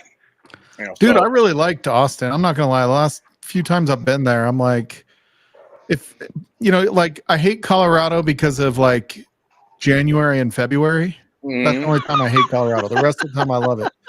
So I feel like July and August is that in Austin, right? Like, Yeah. or maybe August, September. I don't know which is worse, but like you Oh, just it's don't hard. go outside those 2 months and you're good. There you go. That's it.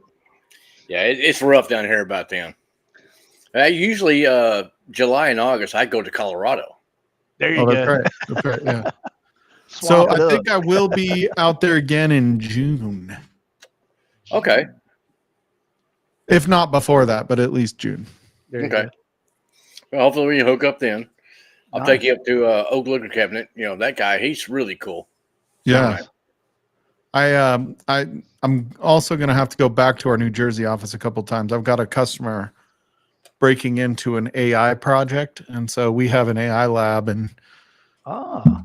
Somerset, New Jersey, which is really nice. Oh, yeah. There you go.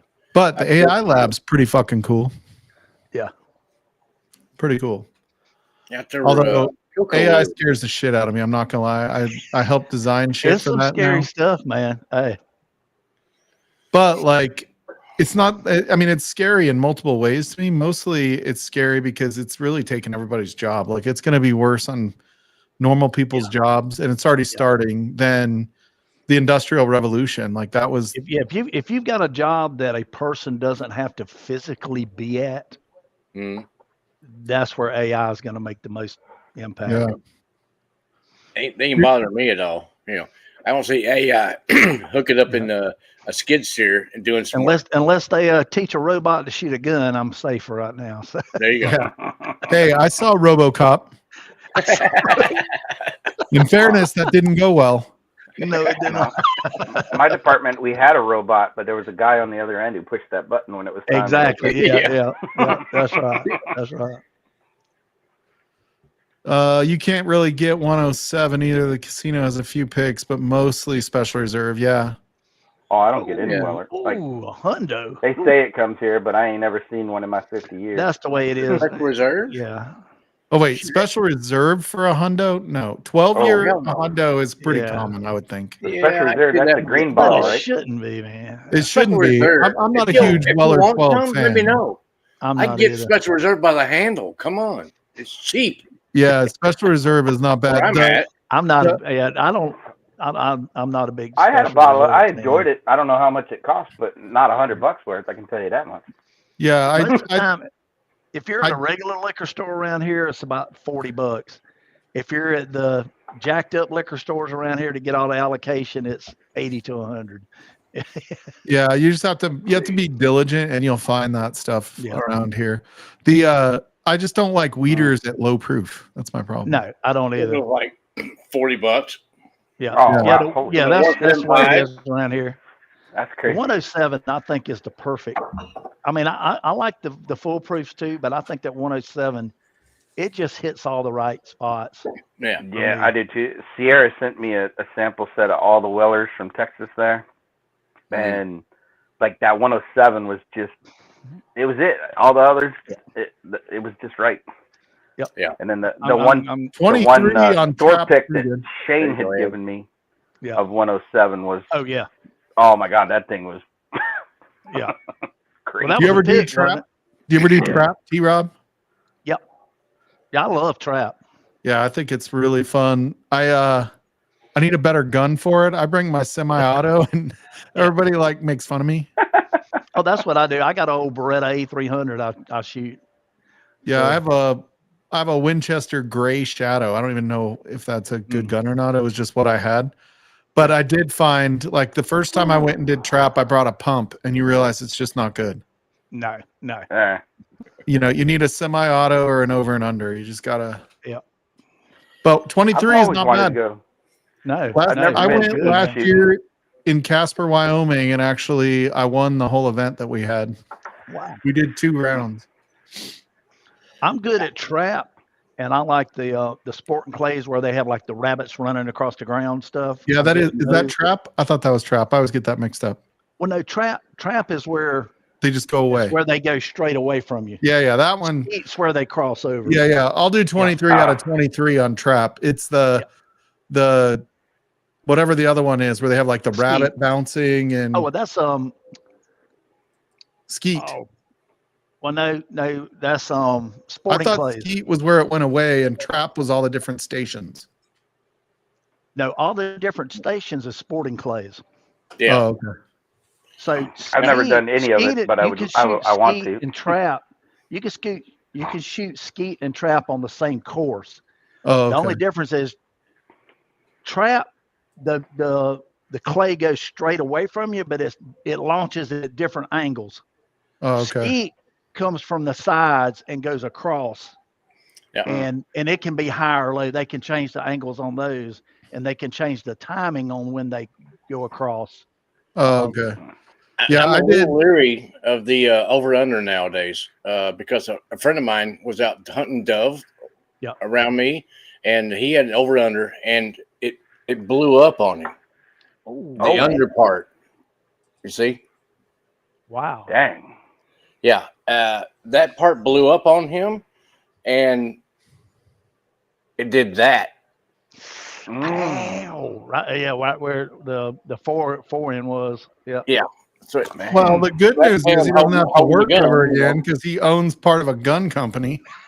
so that I'm a little leery of that nowadays.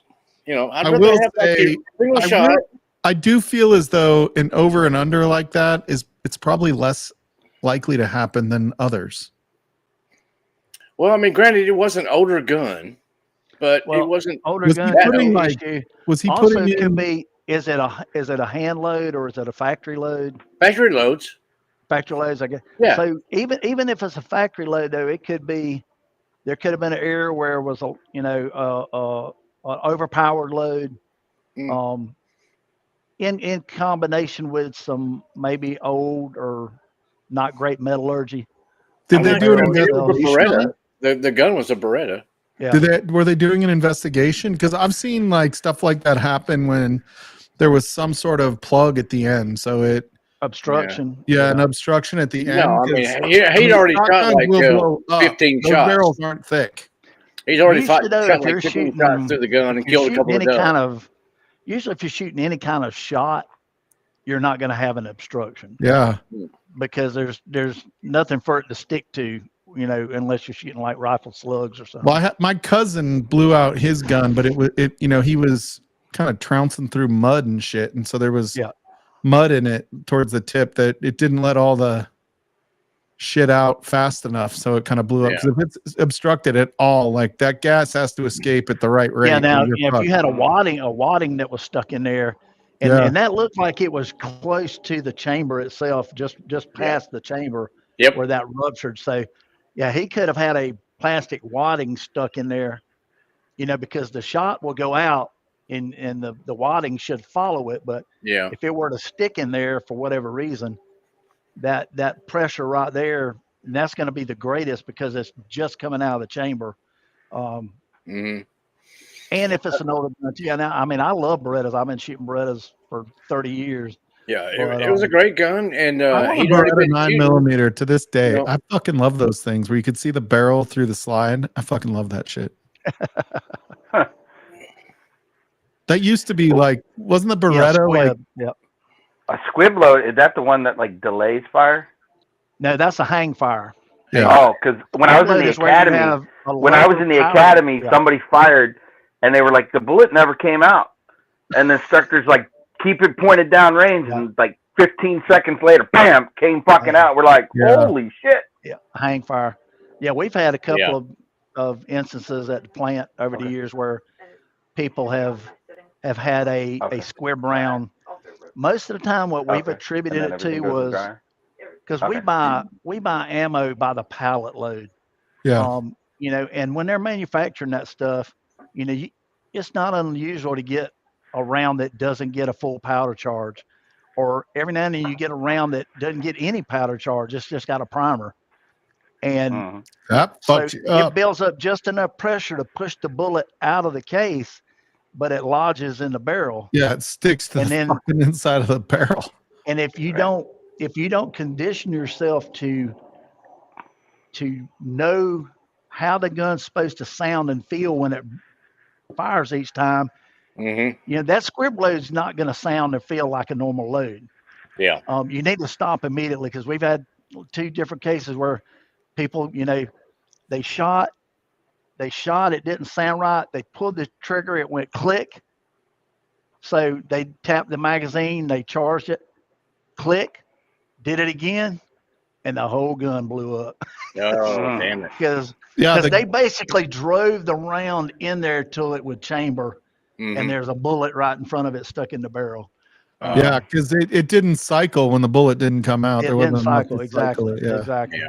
Yeah. So, and we've talked to them after the fact, and they go, well, it didn't sound right and it didn't feel right. Well, why didn't you stop? That's what we teach you, is to stop. Well, Because you you told know, me well- to shoot that certain number around and the target face, and I had to do it. That's why. Especially with bulk ammo, right? Like, when you're Oh, yeah. buying premium hollow points that you're using in the field as an officer, that's a little bit, we're more. buying, we're buying, 5.56 Yeah. full metal Now- jacket. Now, when you 1,000 round train, cases, do you use you know. the same ammo they carry normally? Yeah. We shoot, everything we shoot is the same Oh, thing they because carry. see, we They're trained with practicing on- trained with different ammo than we carried on the street. But when I Yeah. qualified, we used the street ammo. Yeah. Duty ammo. Yeah. Because, dude, that Yeah, no, we those would fucking do that hollow at the point sheriff's bullets ain't office. cheap. Yeah. Yeah.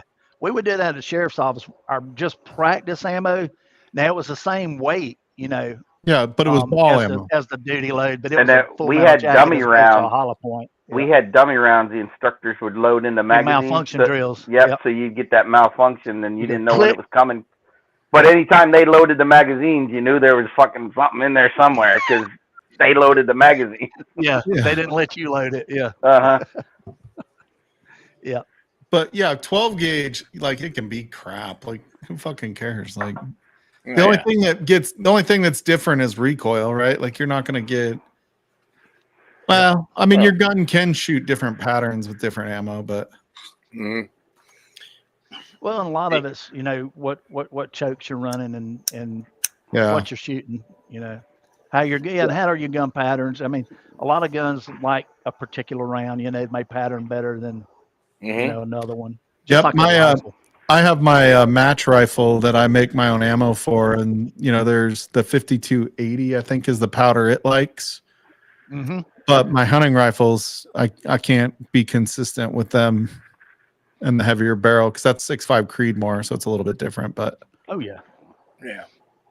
yeah, like there's certain, like I did different grain bullet, I did different grains of different powders to find the one that I could get the smallest Most deviation. consistency. Yeah. Yeah. What grain bullet are you using? I don't know. In I'd the have to go look. 6.5. Okay. Yeah, I'd have to go look. I can't remember. I shoot 140 out of mine around here.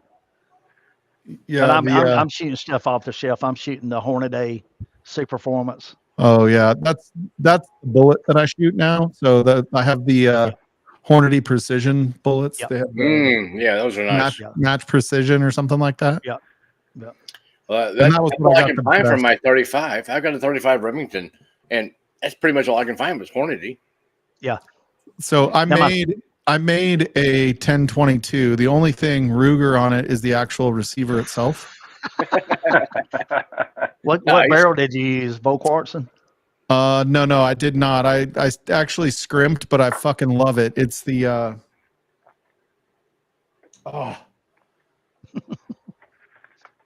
like for 22 barrels, they do a good job, but for like if you were doing like a AR barrel or something like that, it wouldn't be as good. Oh, okay. The It's only the one I ever made was damn it, I can't think of it. a 50 caliber muzzle loader. Ooh. Yeah. Nice. I'm gonna see if I can find it, but I can shoot vitamins sitting on a piece of wood at 25 yards with this 22. But you have like I had to mess and figure out what brand 22 ammo to put on it. Yeah.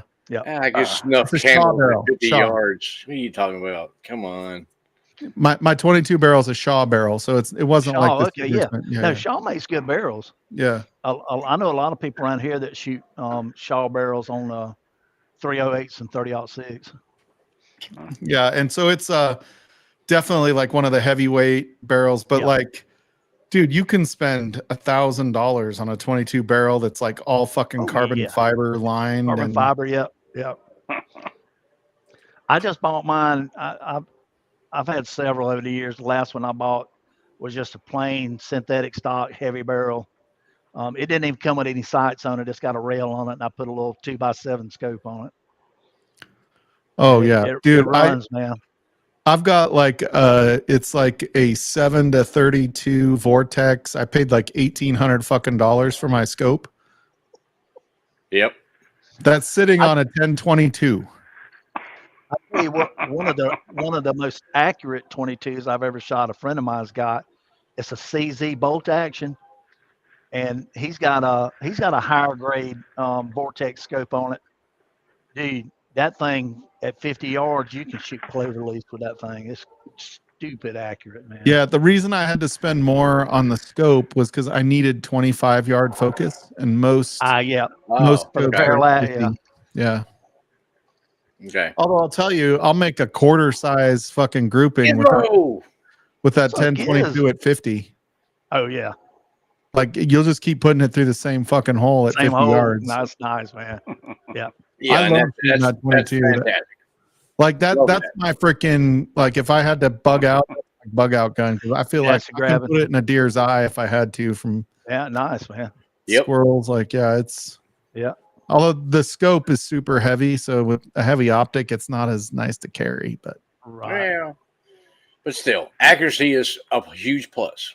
Oh yeah. Oh yeah. yeah, and it's got a Magpul stock. I've got an aftermarket bolt carrier group in it for for the 1022. I put a foam.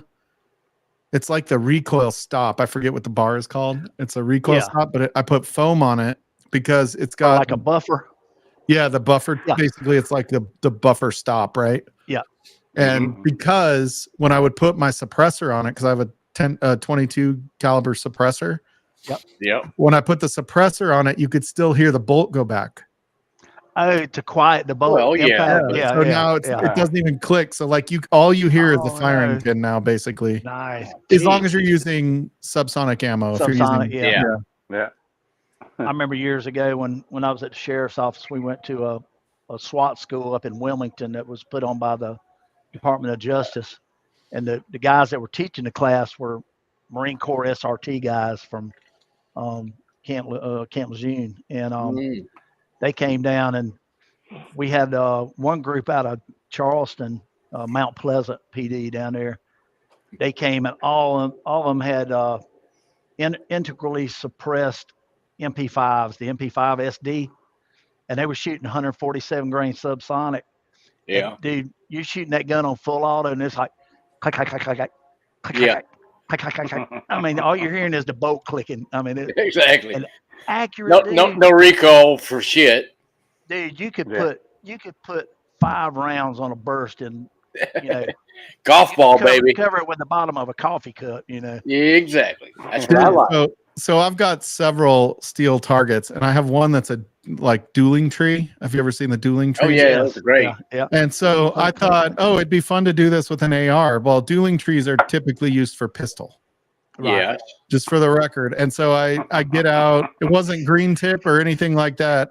Yeah. I shoot 3 of the targets with the AR, and it just pokes a perfect hole through the steel. Yeah, you got to get that AR 500 steel if you're going to shoot. Yeah. I have it with bigger targets. It's just the dueling tree was not. Yeah. Yeah. I got some good targets that you can shoot with whatever you wanted to, and it's not going to punch a hole through it. We used to shoot them with we used to have a gun show that used to come around about 3 or 4 times a year, and there was a company out of Georgia that used to make they made 115 grain remanufactured 9mm lead bullet, solid lead bullet. Now it was hardened lead, so it wouldn't lead your barrel up, but it was great for shooting steel, man. Because you could hit the steel, and it would just splatter.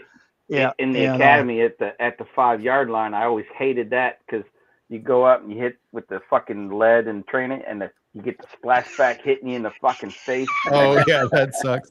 What the hell? We used to do what we call you would be at the 3-yard line, and you would simulate what we called the shove and shoot. You'd be standing there in a bladed position, and your target would face, and it was like somebody crowded on you, and you pushed them off, and you drew, and you just shot from the hip, basically. Yeah. As soon as you cleared the holster, you shot 2 rounds on the target. And there would be shit flying off of there. Or the people that didn't get it up high enough, and they'd hit the base of the target, and you see sparks off the concrete flying up. or my favorite, people that shoot the rubber band holding the paper target, and the instructors are yelling. They're like, "I fucking hit a rubber band at 25 yards. Shut up." We were up there one time when I was an instructor. So when you're an instructor, you have to go back to the academy at least once a year and do your research, which means you're helping out with a new class, the new people going through the academy. And then halfway through at lunchtime, you go to lunch, and you come back and you shoot the qualification course. And we were down there shooting one day, and there was this kid from North Charleston, and I worked with him. A couple of other guys worked with him. He was just, you'd fix one thing and he'd start to do something else. He was slapping the trigger. He wasn't bringing the gun up to his eye. He was bringing his head down to the gun. He was, somebody told him he was right eye dominant. And so he was all over the place when he was shooting with the support hand. Go ahead. I was just checking my dominance. That's fine. Gotcha. I tried to explain to the kid, you do realize that if you were to lose one eye, your other eye becomes dominant. If you lose an eye, you're not going to be blind. So the biggest thing was getting him to get his head behind the gun and bring the gun up to eye level. But one of the head instructors he came down that day when we were working with this kid, and he kept saying that his sights were off because he was shooting low and left, and it was because he was slapping the trigger and anticipating the shot. And the guy's name's John Yarborough. He's a retired Marine Corps guy, spit and polish, and he comes down and he says, "What's the problem?" And the kid's like, "I keep telling him that the sights are off on this gun. He's shooting low and left." And he said, "Let me see that." It was a Glock. It was a 40 caliber Glock. Yeah. Yarborough takes it. He looks at it. He looks down the sights. He turns the gun upside down. We're at the 25-yard line. Right into X, upside down, offhand with one hand, upside down. He said, "Ain't nothing wrong with these sights." Yep. Got squeezing the trigger and pulling. I will say, like, I learned a couple things hunting with my brother. One is he used to be a great shot. Like he basically taught me how to shoot, and we both were really good shots in general. Yeah. I'm not saying sniper good because they're like a whole different level, but I'm like, you know, one shot, one kill on every deer I've ever gotten so far. Knock wood, right? So, but I took him deer hunting, and like I end up, you know, now I'm less about the kill. I just like being out there. Like I like being going through the BLM land and seeing the deer. And is there a buck worth getting? And just the whole process is great. Listening out, see what you see and hear what you hear and all that. Yeah, just spending time with, you know, nature. My brother, my son, or whatever. Like that's way better than what happens after you shoot the animal and have to go through that whole process, right? There you go. But dude, he shot a deer. He wounded it. He like basically shot it like somewhere in here. It wasn't a fatal shot right away. That would have bled out, but not fast. Right. And so we end up walking about 1.5 miles chasing this goddamn deer. He missed. So first of all, like he got out of the vehicle because it's kind of a drive, find, and stalk kind of area because it's wide open here. It's not like back east where there's trees everywhere and you got to go get in the field. Like you go to the top of a hill, you hike up to the hill, you glass where we were hunting. It's all shrubs and stuff. So you can see. So he gets out. He's got enough ammo in his pack, which it was the 3 rounds you're allowed to carry. Right. It was 4 rounds, 3 in the magazine, 1 in the barrel, right? 1 in the chamber. Okay. Yep. And so he grazes it, shoots 3 more, misses each time when the thing's running away. This is the semi-automatic rifle that he had. He comes back to the truck. We're watching it. He gets more, reloads his magazine, but doesn't bring any additional ammo. So he's got 3 rounds again. 3 rounds. He gets up. He's like 25 yards. The thing is like bedded down, like starting to die. Like you just want it to put it out of its misery, right? Yeah. Like it's the worst situation for any ethical hunter to be in, right? Honestly, it's terrible. Yeah, just walk up and shoot him in the head. Yeah. Yeah, he missed it 3 more fucking times when it was just my God. I'm like, you don't even have to use your scope at that range, bro. Like that's why I carry a pistol when I hunt, because if I got to shoot something up close, I'm just going to shoot it with my pistol. Yeah. A guy in my academy class shot a deer. It took him 9 fucking shots to kill it. Yeah. For the record, I'm like, would you start at the ass end and work your way up? Like, right? I gave my brother my rifle, and he hit it with my rifle. So I think his sights were off. But the next year I took him hunting, and he had like 3 misses, just straight misses. Oh my gosh! And I go and I put a target out in the middle of the field. We're in BLM land, and I'm like, just hit this target. Yeah. He shoots the target, like, I put it at about 100 yards. We used the laser on it. He was like this far off of center. I'm like, dude, you are flinching like a motherfucker. He's getting buck fever, man. Yeah, exactly. When he sees it, it's messing him up, man. I'm like, you need to calm down and make an ethical, good shot. Like you need to practice. Like I told him, I was like, how many times did you go to the range? And he's like, I didn't. He goes, I went once just to make sure it was sighted in. I'm like, dude, this is a diminishing skill. Like it's perishable. You've got to practice before you go. Get used to breathing.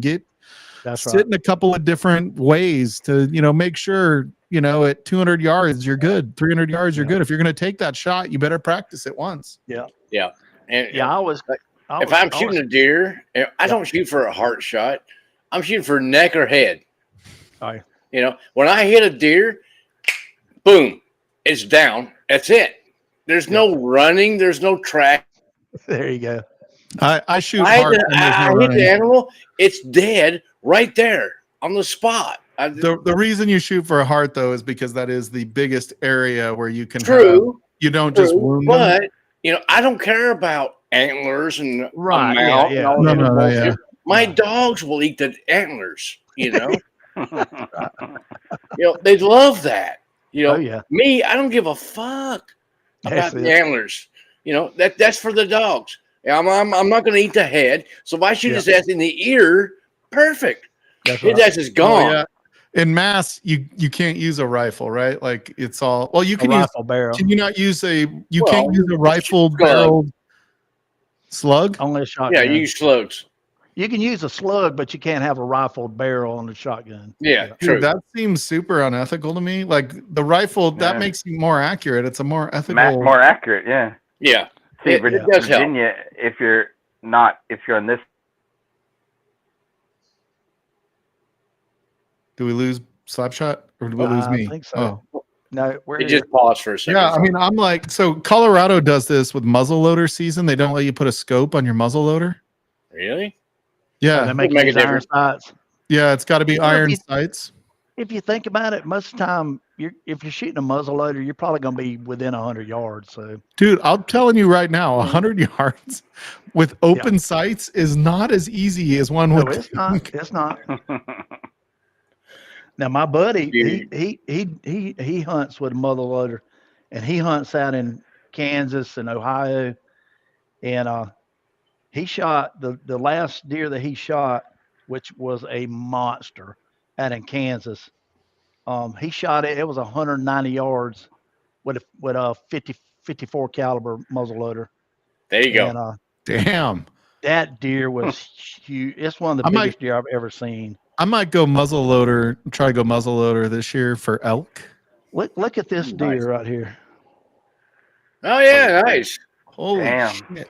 Untypical. Dude, Kansas Yeah. has some hogs, man. Dude, it's crazy. This guy that he hunts out there, he met this old man somewhere on another trip, and he told John, he said, he farmed. He's like almost 80 years old. He's like, man, I got 15,000 acres in Kansas that I Damn. farm. Yeah, and he said I got like 4 or 5 people that I let come out and hunt.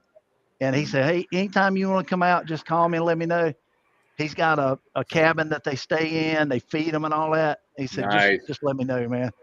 Heck And yeah. it's wide open. It's no fences or nothing. It's just So farmland. in Nebraska, Nebraska and Kansas have some huge whitetails, just with all the. Yes. I mean, I don't know that the quantity is quite there that it is the Right. further east you go, but they have big ones. But they are a nuisance, right? Yeah. Like they're just not hunted enough. Yeah, this guy, I mean, he farms, and he's like, hey, It's I getting don't like need that them out all here. over, Yeah, Mike. they said a deer will take out an acre. Like a deer will Yeah. take out an acre in the course of a season. You Of figure one like that rascal's eating day and night. yeah, Yeah. and so in Nebraska, you can put your name on a list, Yeah. and then farmers, when they need somebody to come and start, harvesting, draw from some the of list. animals to clean them out because they get a certain number of tags, per acre, or Yep. per 10 acres or whatever it is. So Right. Mike, it's bad. It's getting like that all over the U.S. now. There's Oh, it's less bad around here, hunters man. Soybeans, You know, they that killing the they're soybeans. actually going to go out and kill deer to actually eat them. yeah, Okay.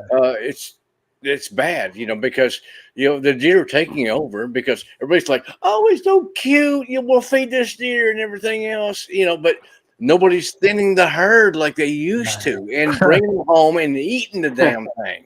bourbon Absolutely. for bacon. I don't know what you mean, officer. I was putting the corn out for the squirrels. and the deer were Hey, stealing it's it, still so I legal shot to 'em. feed the deer down here. Oh, It's it not- is here too. Oh, we yeah, yeah. can, just the corn we out, can yeah. hunt on a baited thing, down here in Texas. They're Oh, they're not trying here. to we have so many Californians moving in here. No disrespect Absolutely. to Californians, you just don't know wildlife. Yeah. Like I remember when I was in California, the head of California Fish and Game, everybody was calling for his head to be fired. Fired. He Mhm. was like the head of California Fish and Game, like like governor appointed type position, Yeah. right? Because he went hunting in like Idaho where bear hunting was legal. Right. He bought a Yeah. tag and he went bear hunting. And California outlawed bear hunting, not because bears are endangered in California, but because they didn't think it was good to shoot a bear. Well, isn't the bear They the wanted him state fired. animal? He did it somewhere else. Yeah, It's on the he's on their flag. flag. Yeah, like I'm like, dude, like when you get up to Yeah. Northern California, like bears are a nuisance. I mean, not as much of a nuisance as all the wildfires, but they're a nuisance. Sorry, that was too soon. Sorry, too soon. No, it was not too soon. Yeah. But yeah, it's crazy. People don't understand, like, it's interesting because people don't understand that, like, there's a game management that has to take place. And every time you make a decision to take away a hunting or something, you are impacting every other species that's out there in that environment. Not only that, but animals are going to starve. If there is an overabundance, there's not as much food. You have to keep them at certain levels for them to be viable. Oh my God. And so now, like PETA or, these like certain organizations, Animal which whatever rights your groups cause and all. is, Yeah. whatever your cause is, I don't care. I'm just glad we won. But they come in now to states, right? And I'm not a mountain lion hunter. I don't want to. I mean, I've done it a couple of times. I've never shot anything, but like it was fun to get out there and just watch dogs work. Yeah. Because they use hound dogs for that, like black and tans and shit like that. And they tree them. Yeah. Yeah, and they tree them, and then you shoot them, and then you're always trying to hit the males, not the females, to help. Even though sometimes it's hard to tell on a mountain lion, but it was an external group to Colorado. It was not any citizens of Colorado that originally tried to pass the law to ban mountain lion hunting. Mm-hmm. And so what they don't understand is that mountain lions will take down at least a deer a week. Yep. Right? And so, and they keep the wolves in check. We reintroduced wolves and made no provision for ranchers or anything like that, which I don't give a fuck, right? Because I'm like, rancher, wolves were here before you bought your land, and you bought your land thinking wolves are gone now. And Colorado is the only gap from Canada to Mexico for the wolves, because they hunted them to extinction in Colorado. Yep. Right. Well, they did the same thing with coyotes here. Yep. Yeah. They won't admit it, but they released coyotes about 15 years ago on the federal land, about 30 miles from my house, and they are everywhere now. Oh yeah. Now, the problem is they released the wolves and had no provisions on how they're actually going to do this management. It was such a rush job. Yeah. Mm-hmm. They brought wolves in that had been already known, and like they got them from Idaho that had already taken down wildlife or livestock in Idaho. And so they're killing. Well, they already had a propensity for it. Yeah. Idaho said, "Hey, we've got a couple wolves for you if you want them. Here they go." Yeah, and so wink, wink, nod, nod. So they don't like cow. For me, I'm like, I don't care. Wyoming, Idaho, Montana, Utah, they pay a certain amount of money per cow that gets killed by wolves. Yeah. Like, let's put that provision in there. Hunters are the ones that are paying for this shit anyway. Let's be real. Yep. And shooters, like ammo and gun sales is like the biggest, and hunting and fishing licenses. Yeah. Is the biggest like contribution to conservation that there is. Yeah. But anyway, I forgot where I was going with all of this, but I do think the wolves should be in Colorado. I don't think we did a good job of implementing it. That's all I'm saying. Oh, Californians. Yeah. They don't understand. You make these changes with mountain lions, because they try to pass this law in Colorado when they don't even live here to try to save the mountain lion. They don't understand that, okay, now all of a sudden there's going to be tons of mountain lions, not just impacting people, but I tell you, it's impacting people. Well, yeah, they're going to be impacting people when you don't start killing them. And then they're also, especially when they're hungry because they killed too many fucking deer, and now that food source gets harder. That dried up in that area, yeah. And then you don't realize how much money goes into conservation because of hunters. Yep. And I know not everything is about money, but Colorado has the largest elk population in the country. Yep. And if you start impacting that, a lot of that is external people that pay $1,500 a tag. Yeah, Mm-hmm. just to come out there and have the chance to shoot one. Just to have a chance to shoot an elk. Yep. In Colorado, right? Like for us, it's 150. For them, it's 10x for out-of-staters. Yeah.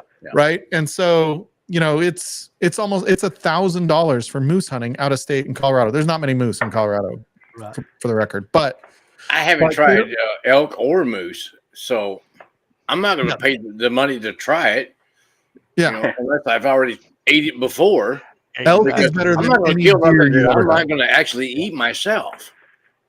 I'm just gonna tell you, when it comes to how good meat is, it's like cow, then it's moose, then it's elk, then it's everything else. Everything else has like, I mean, whitetail can be really, really good if you. I mean, not that it's not good, but like moose and elk are like the closest thing you can come. Like you get a freaking moose ribeye, it's probably better than any cow you've ever eaten. Oh wow! Oh, okay, nice. Like moose is so delicious, but cow is really good, dude. Like a ribeye. Now, granted, it depends on if you have a grass-fed cow versus a corn-fed cow. Oh, yeah, does make a difference. Well, a grass-fed is going to be a little leaner than a grain-fed. A little bit, but it has a different flavor. Smell and flavor to the meat. That's right. It really does. And like I went hunting and got a javelina with my bow, like 9 years ago now. Maybe it was 10 years ago. When did the Broncos win the Super Bowl? It was the year the Broncos won the Super Bowl. That was 10 years ago now. And I got my javelina, and I can tell you, you turn every bit of that javelina into sausage. Nice. Really? I ate it. Like I refuse to hunt anything I'm not going to eat. Yeah. No, right. You got to eat it, man. You got to eat it. And so, are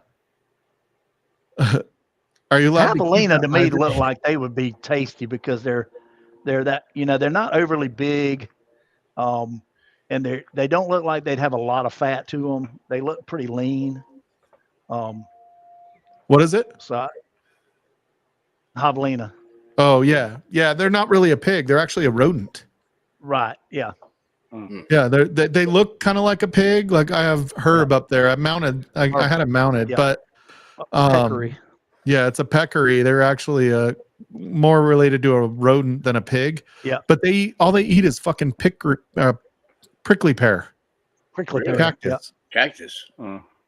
Yeah. They eat prickly pear all the time. And when you are hunting them and they're nearby, you smell them, even with our noses. Wow.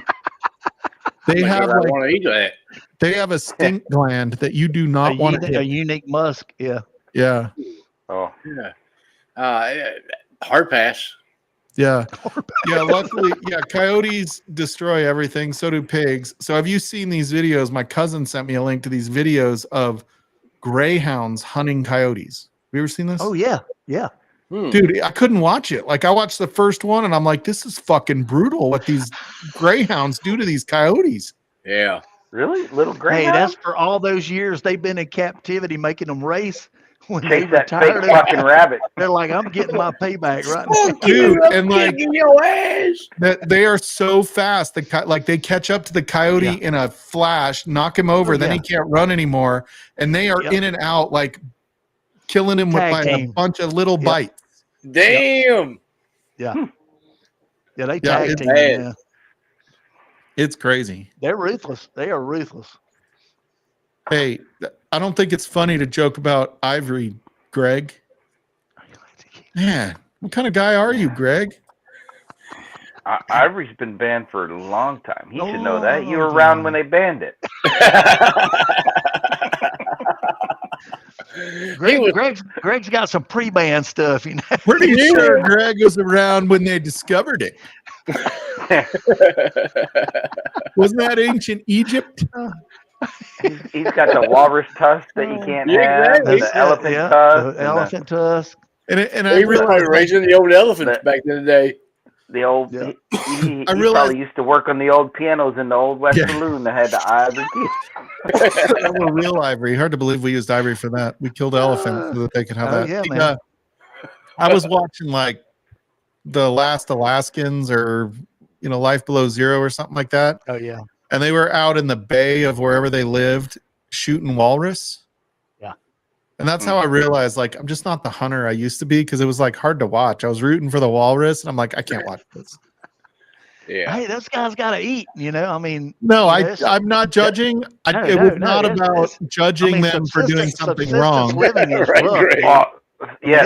watched the show Fall Together, and up there in Alaska, like the highest point in Alaska before you hit the Arctic Circle, where the Inuits can still hunt whale. Yep. And they got the whale, and like the whole town came together, and then everybody gets a piece of They the whale. butchered it, yeah.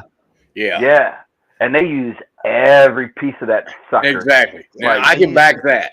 Yeah, Yeah, You know. and like one whale ready, you feeds know. them for like the year.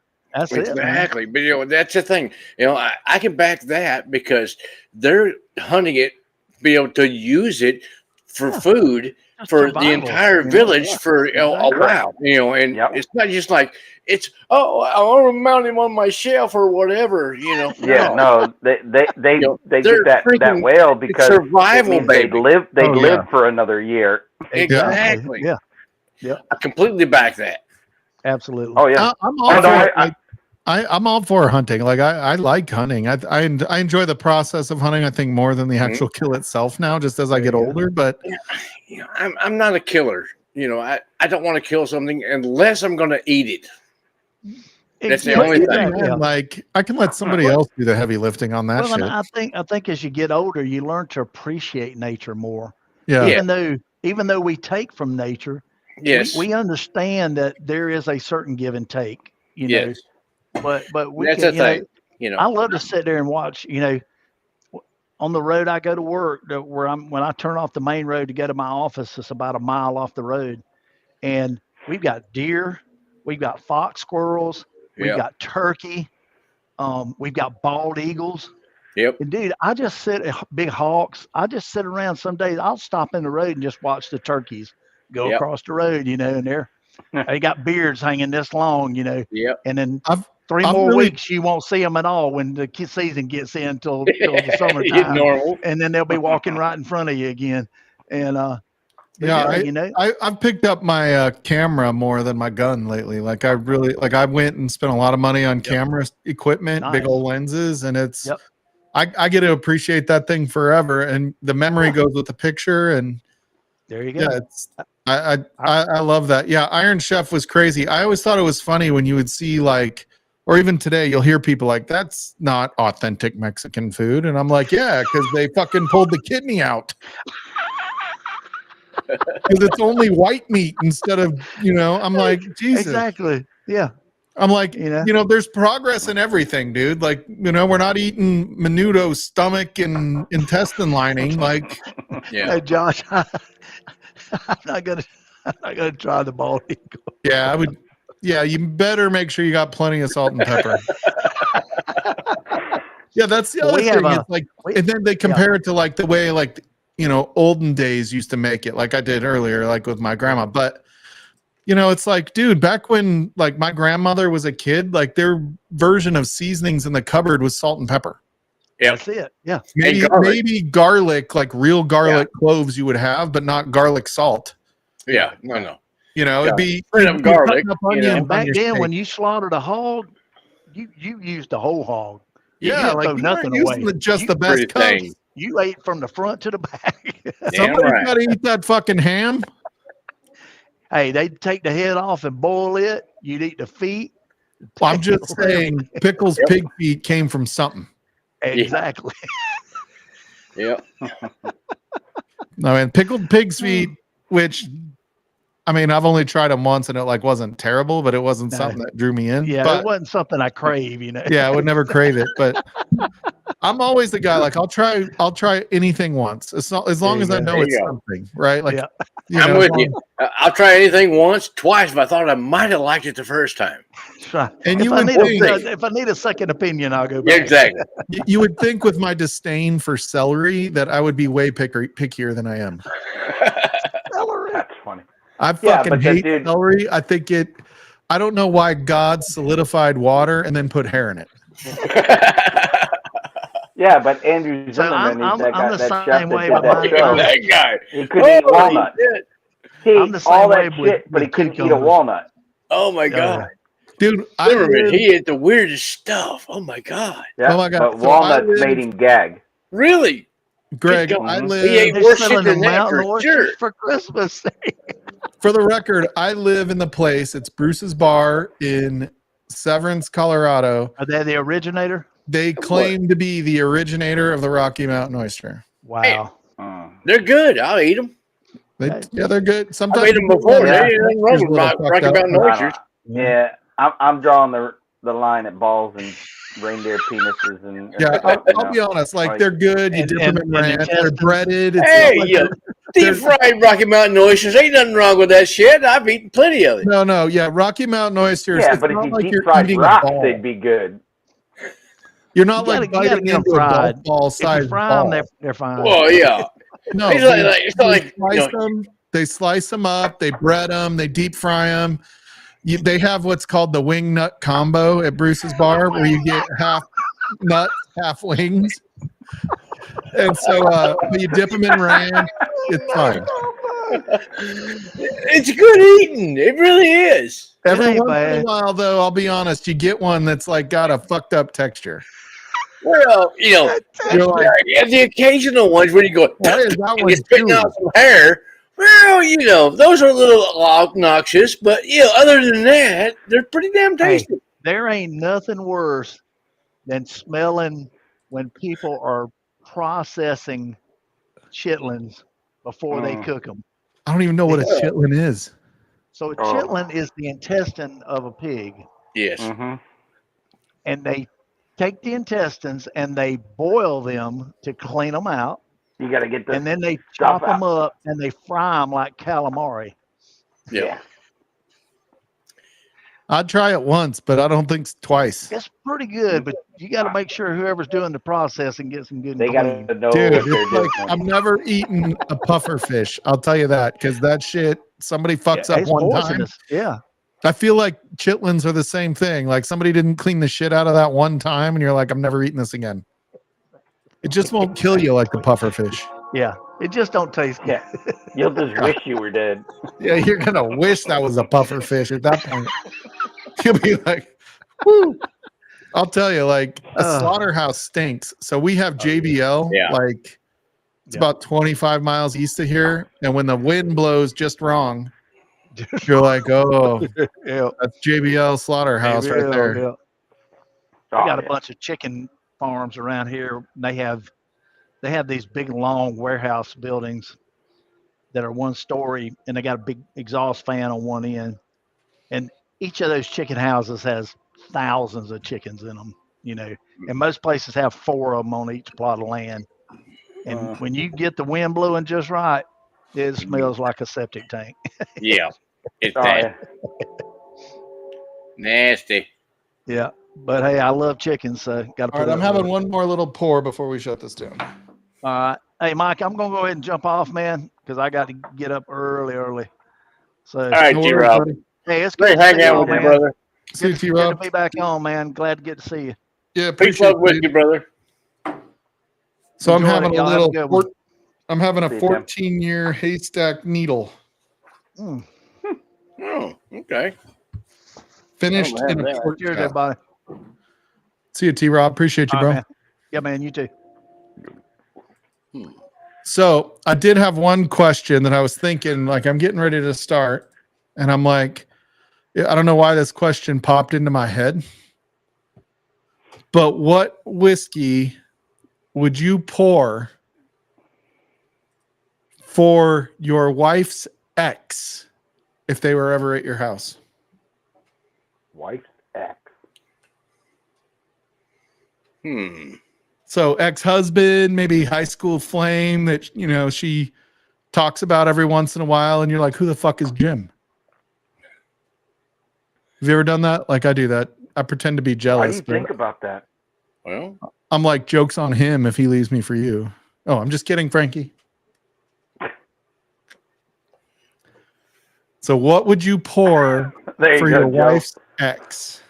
we're not talking Poor about whoop ass. X. I'm dying to know Joe's answer to this shit, because I feel He like just Joe... put it in there. He just put in there a poor whoop ass. Yeah, like I feel like Joe could pour he could be like dirty and pour some smoking gun.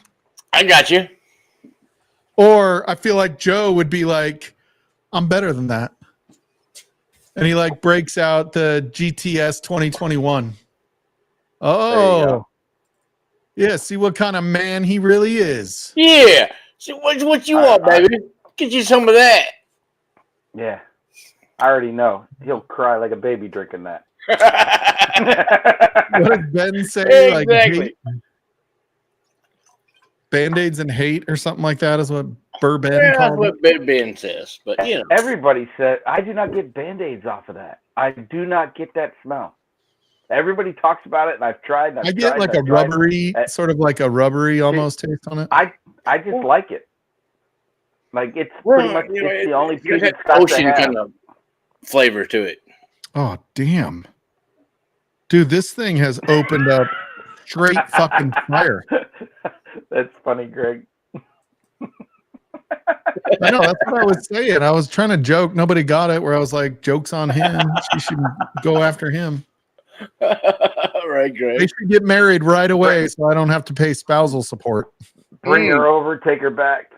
I've been married 21 years in 2 weeks, and I got too much to lose to ever fuck up what I've got going on with my woman. I've only got like 15 years before retirement. I cannot start over and buy a house. See, my wife and I are both on our second marriages, and we agreed when we got married, we're not getting a divorce. One of us dies. Doesn't matter if I kill you, she kills me, die naturally. It ends with a death. I was telling Nice. Adam, like the football game was on, and I'm like, Adam, you hate NFL. I go, you should kick off Livewire so I can watch the game. And he's like, I go to bed at 8. I'm like, dude, you got a young wife. There's ain't no way. You slacker. Holy, what the hell? Yeah, and I'm like, you too, Nick. I go, you two should not be going to bed early, at least to sleep. And Nick goes, my wife is crazy. And I'm like, Nick, my wife is crazy too. I go, here's the difference. Your wife knows how to kill you and hide the body. Yep. My wife don't give a fuck if she hides the body. Perfect. Hell yeah. That's awesome. She'll be on the phone going, yeah, I did it. Come get him. He's Yeah. stinking up the place. Wait, what you talking about? That son of a bitch? Fuck that guy. I just always have to tell her, I'm like, if you kill me and get caught, there's no Bravo TV in jail. Is that really what you want? Don't kill me. Good God. Oh, geez. I'm pretty lucky. She hasn't killed me. Yeah, I can't believe 21 years, dude. Like, you know, it's funny because 20 years didn't really seem like that big of a deal, but 21, I'm like, holy shit. Yep. You're I'm married to past drink you. now. I got married in 2003. Yeah, so you're 22, 23. 23 now. Yeah, shit. Yeah. It's No, just, I'm getting up 2003, there. 22. 22? You'll be 22 this year because I'm 21 this year, and you got married the year before we did. Mm. We got married in 04. I got married in 03. You know, but it's been fun. Yeah, I always tell Frankie like 21 years, or I say 20 years, seems like it's gone by like 20 minutes underwater. Yep. It's different. Trying to breathe, trying to figure it out for 20 minutes. Sometimes you think you might have been dead a couple times there. Well, possible, yes. Yeah. But Greg, we'll be where all are right. you? I stayed on later than I want to, Greg, and you can't even jump on here and say hi in your moo-moo. Yeah, you were supposed to kick off here about 20 minutes ago, or leave? Yeah, I think I'm gonna shut this down now. Actually, I think it's probably good. The three of us can hang out. Anybody else wants to jump in? More than welcome to jump into the back. But I am gonna shut it down because I gotta be ready for taking the wife to the doctor tomorrow. So Yes, sir. be something with you, y'all. Love you. And I will see you guys next week, most likely, unless Anthony wants to do his roundtable thing about the state of whiskey. So stay tuned for that. But Sure. all have a good week, and we will see you guys next week. Cheers.